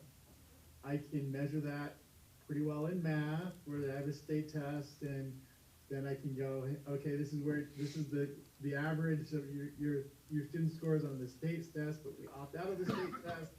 And if I just say, hey, teachers, I'm going to give you $800 more a year if your class average your class GPA is above 3. Is that just inflation? We want to create learning, and we want to create incentives for late work. Some of that will come with integration of technology. There will be nothing more frustrating to a parent than to see a score or see an assignment in Canvas that they know is graded by the computer, but because they didn't do it by the date, that says I got a 0, that will just not fly. That it's just there. They know it will take no extra effort for the teacher to allow a student to do that. And so some of those things will go away with technology, just because my student could do that, or redoing things. Allowing students to, a number of attempts actually becomes sort of things the teacher get trained on, because it's a metric that Canvas is going to ask you. How many attempts does this student get? And if you say 1, teachers learn really quickly that 1 is never appropriate. That multiple attempts are sort of built into the system, because if you're not talking about the traditional 1 hour or 80 minutes of school, if you're saying, oh, you can do this on the weekend and all these other times, suddenly attempts is a different thing. And so a lot of this is a natural conversation in moving into technology delivered materials. But policy, I would struggle with, just like Julie, because part of what we're doing is enculturation. Because when we talk about what are we doing in school and what people missed during the pandemic, as far as social and emotional learning. So social learning, isn't that being respectful?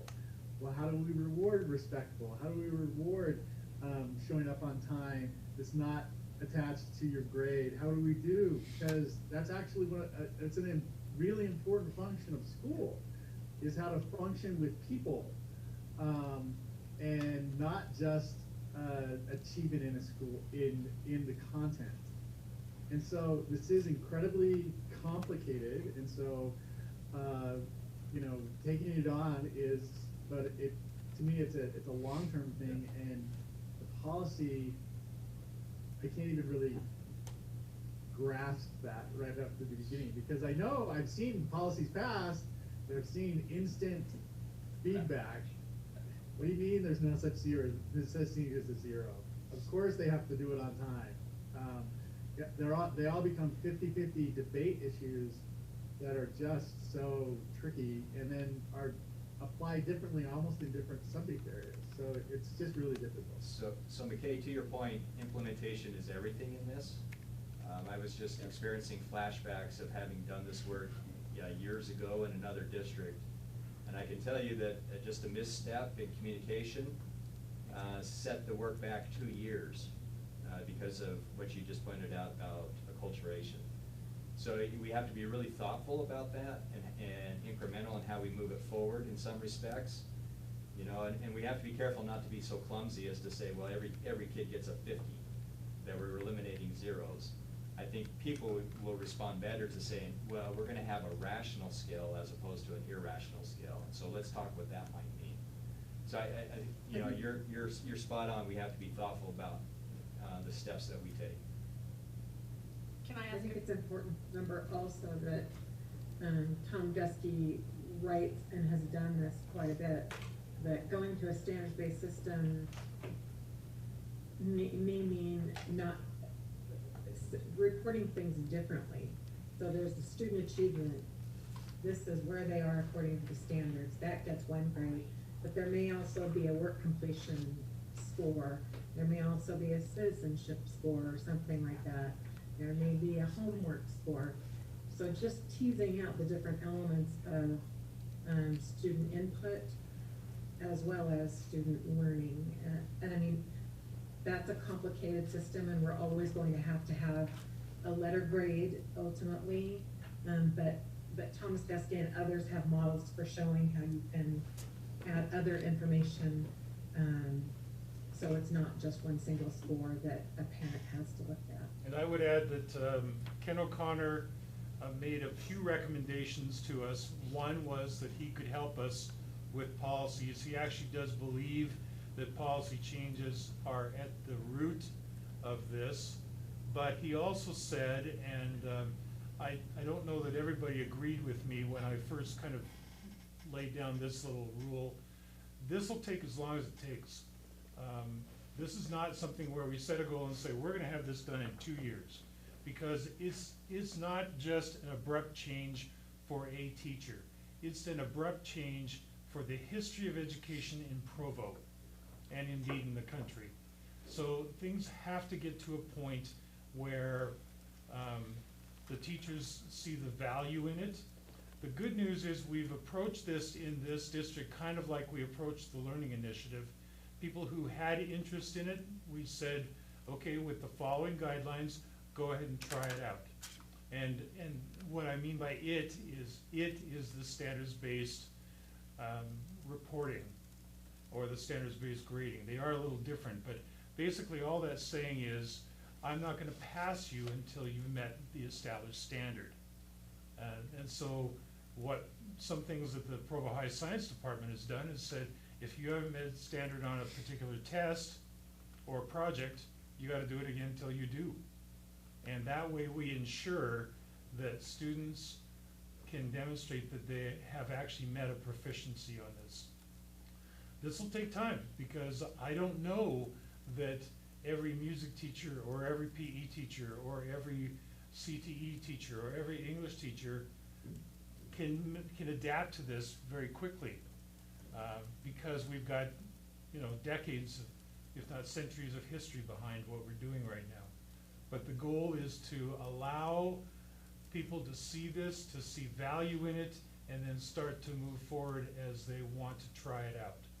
And I know some board members have received complaints from parents or questions from parents over the last 2-3 years over science at Provo High School.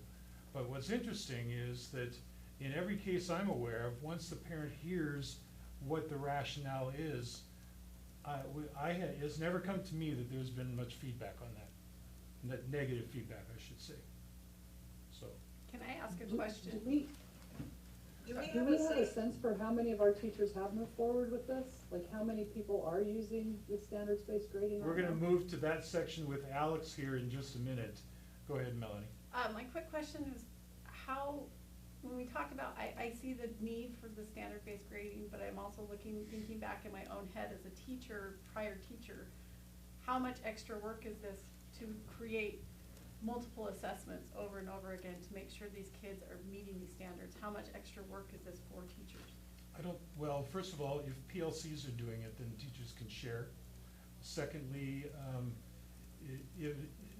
the point is that you may actually be doing the same test in the future. You don't have to have an alternate version of it, because that particular test that you as a teacher generated is intended to measure certain standards. So in not every case do you have to have a test A, B, and C for a given assessment project. It could be the same one. Because again, the goal is the familiarity, that we're not trying to trick kids, we're not trying to catch them, we're not trying to give them a reason to fail. We're trying to give them a reason to pass. So if they demonstrate that they know something, then they met the standard. In its purest form, what I've seen it do, it changes the instructional model where kids work harder than the teacher.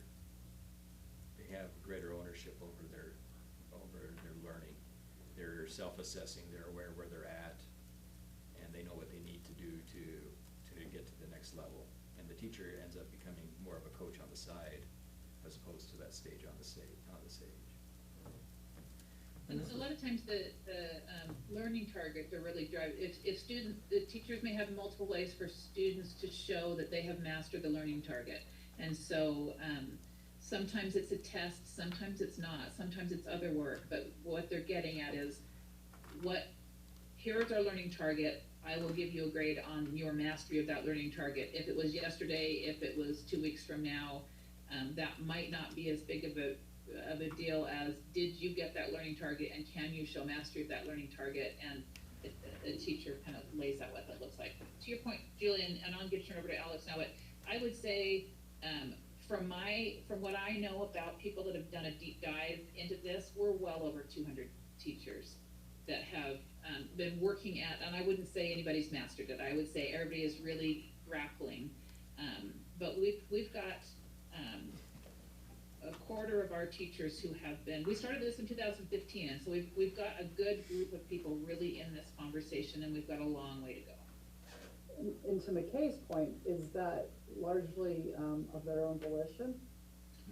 Well, the District Instructional Strategies Committee has been a real driver in the conversation, and then we've got quite a few principals that have been in the middle of it, and so teachers have requested to be part of it. So yes, it's been self-driven as far as I want to jump in, and then principals have been really, really good at supporting and knowing what jumping in looks like and sounds like, and been careful with the pilots, but we've got different groups of people who have been really after this and bringing others along.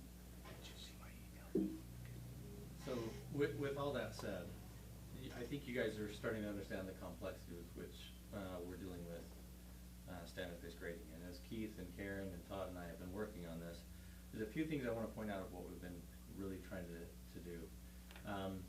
We're really focused on making sure that we build a strong coalition of teachers that can help carry the work forward. When we have questions and administrators that are coming to principals, either from a parent or from a student or from a community, even to the higher ed, we got to be able to answer these questions. And so as part of what we've been working through is really teasing out what is the purpose for grades, and really defining that as a district, looking at those anchor documents.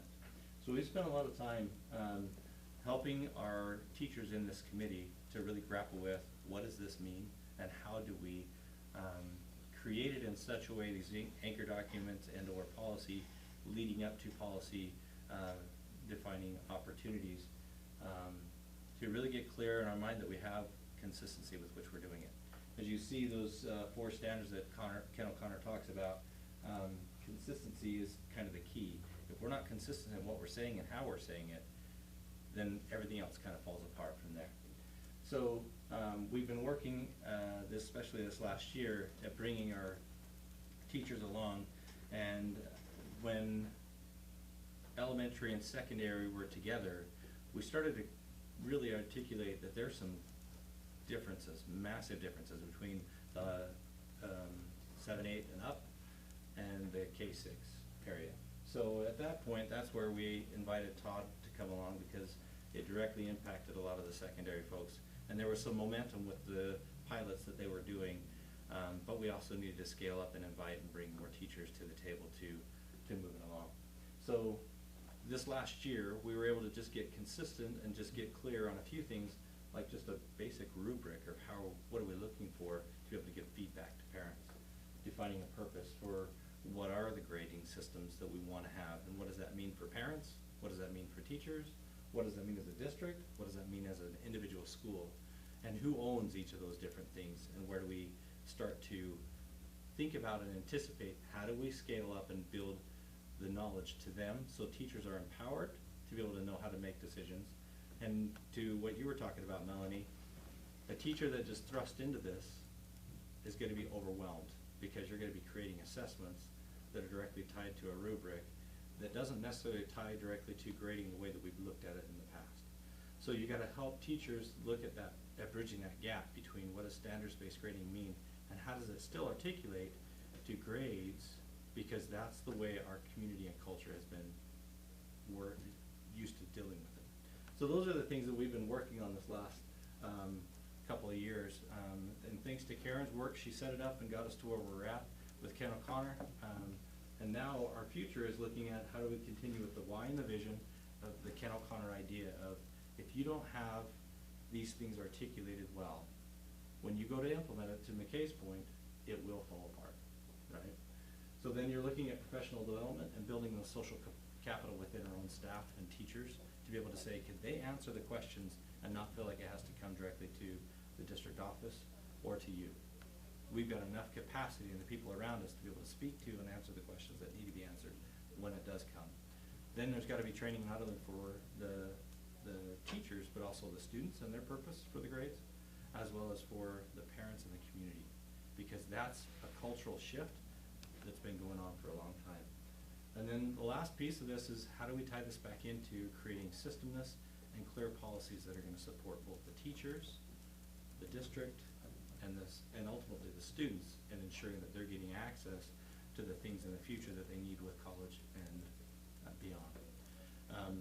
Grades are one thing. We could tie in those grades, but if we say a student is graduating from high school, we're not talking about just the grade, we're also talking about the dispositions and the things that we expect kids to come away with, being good collaborators, good communicators, being able to know how and when to give and take. Those are all pieces that we're teasing out, not just did they master a skill in physics or science. So those things are coupled together, and our job right now is to tease that out, as well as be able to know how to give feedback to both parents and students through that process. And so to Keith's point, this process is what Todd and I are currently managing as we go through this with our teachers, and doing it intentionally to meet the needs of our district. So that's where we're at. Alex, to what extent are we already doing standards-based grading at the elementary level? So standards-based grading has been going on to Karen. She shared this for 20 years. But again, I would go back to Ken O'Connor's point of it's not as consistent as we need it to be. Therefore, it's not meaningful measure and doing an accurate, meaningful, and it's really not getting back to really learning towards those priority standards that we need to have. So as part of that, we've been looking at how do we build our capacity in the teachers to be able to know how to unpack our standards and get clear on what are the priority standards. And you can't overwhelm a teacher with saying you've got to be able to do feedback on every single standard to the level. Yeah, you think about all the standards, there's so many. It would take us 21 years to be able to teach it all, let alone give feedback on every single priority standard. But the basic format is a standards-based approach. It is. It's just not very consistent yet. Correct. And so that's where the consistency with which we are implementing it and the meaning of what the purpose of it is different.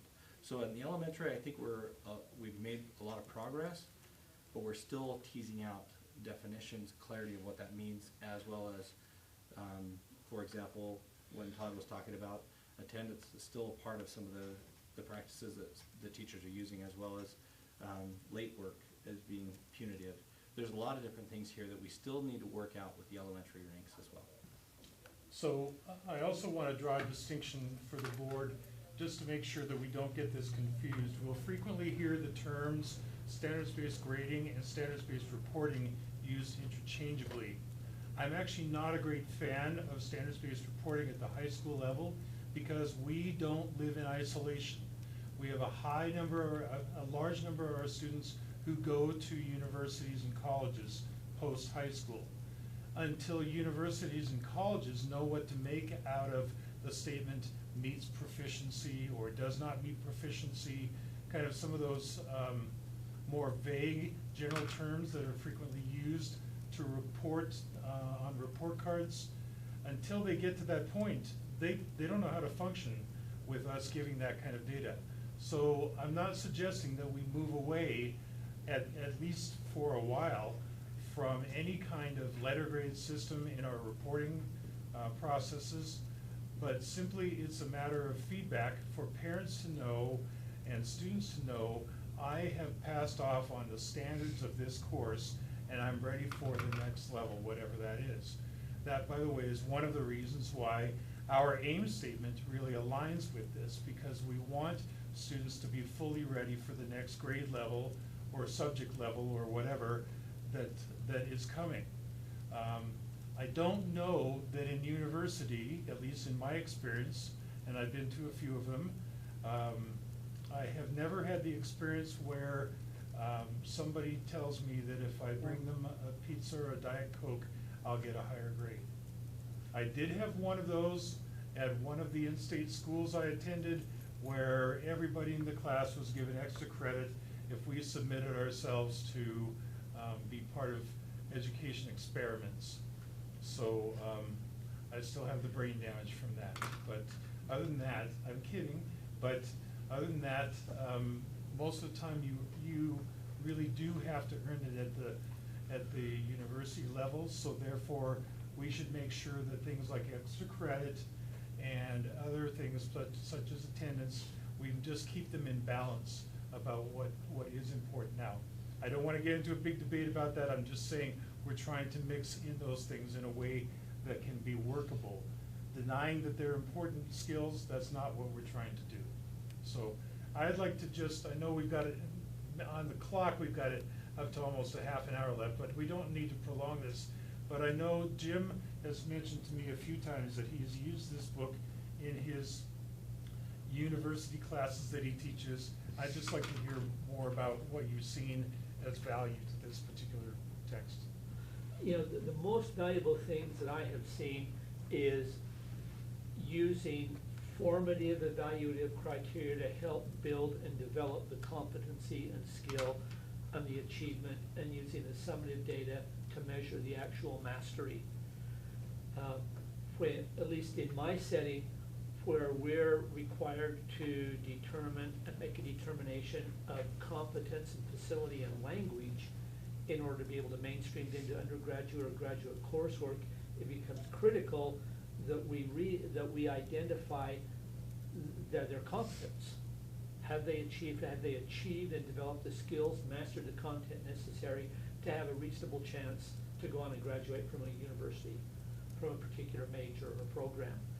We realize that a lot of those skills that we would classify under formative data or formative criteria are really important though. If you don't come to class, then you miss out on instruction. If you're not on time, that's disruptive to the class.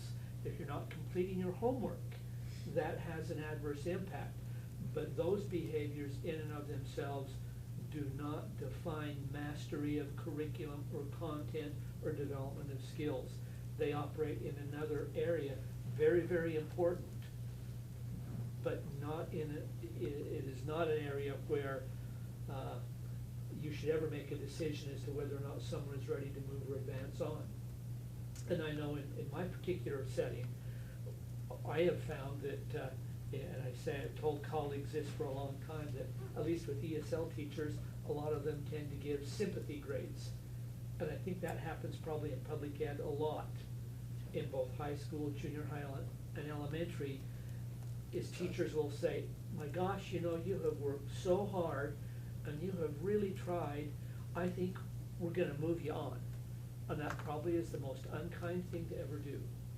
The kindest thing that a teacher can ever do is when a student has not achieved or mastered, is not ready to move on, is to say, you have some more work to do to fully develop the skills you need to be successful at the next level.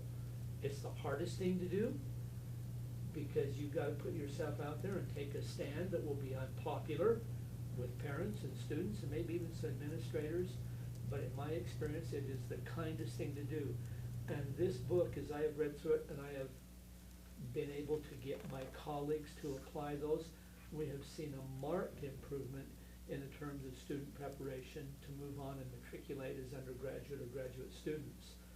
But it's a really hard cultural shift for a lot of teachers and even some administrators to make, because for eons of time in education, we have, and I don't mean to hurt anyone's feelings, we have been so worried about the feel-good kumbaya moments that we haven't made those hard decisions and taken what seems to be a hard stance, as I said before, which in my estimation really is the kindest, most professional thing to do. To your point, Jim, I think feedback is the key that we're talking about here, but being able to give specific feedback about what's been mastered and what hasn't can't be muddied with all of the dispositions that you just described that we're also trying to tease out as well. But if we're looking at this from a perspective of scaling it up as a district, we got to be clear and careful in how we do that in a way that communicates. We want to be able to share what kids know so that they can be able to learn, and what Todd was talking about earlier, that they can own their learning and be intentional about what they need to do to be proficient in certain areas and content, so that they can move on to the next level and be prepared.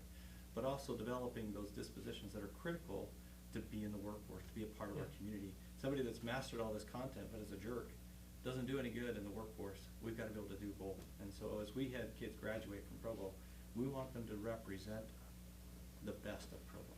And that means both the mastery of the content, but also the dispositions that set us apart as we're Provo. And I think sometimes we maybe would be accurate, and you can correct me if I'm wandering a little bit here off, but some of those more formative skills tend to be some of the critical soft skills that people need.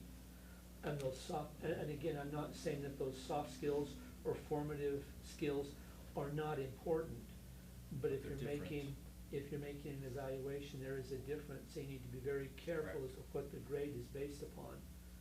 As the development of those soft skills, those formative data points, the value of those is that they lead to the success in the summative data.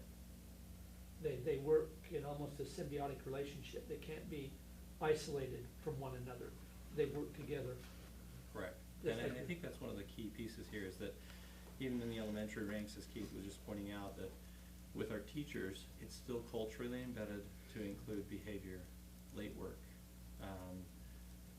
some of the social interactions that have happened in the class, and so there is some muddiness there that we still are teasing out, and untangling that from culture, from years and years of culture, to creating systems and policy that will allow us to move forward is messy work. And so Keith has asked us to really be intentional about the process and supporting and making sure we're getting it done and done right. And I think that's important, to get it done and to get it done right. I wholeheartedly support that.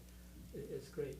You know, and as you talk about extra credit and other types of things, there may certainly be some settings where that may be appropriate, but I have found that as I have reduced the options for extra credit, students have had to be more focused, more engaged, more serious, and more engaged in the work, on top of what they need to be in. And I have found that by and large, students will do that. I've also found over my years of teaching, be it elementary or at the university level, that students will almost always invariably rise to the level of expectation that is set by the teacher. And if we set the expectations low, if we're not deliberate and clear in our criteria, then we cause problems for our students. And that's, I think, maybe addressing some of what you're saying too, is that we need to be very intentional, and we need to be very clear in expectations, but also in helping to facilitate how they can get there. And I think it begs the question, and going back to what the video of Ken O'Connor that Karen shared, instead of focusing on grade grubbing and trying to raise your grade, it's focused on learning. Exactly. And that's the key. Yep.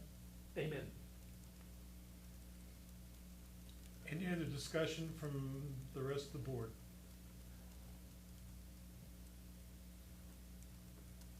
Can I make one last comment? Since we do have some teachers who have, chosen to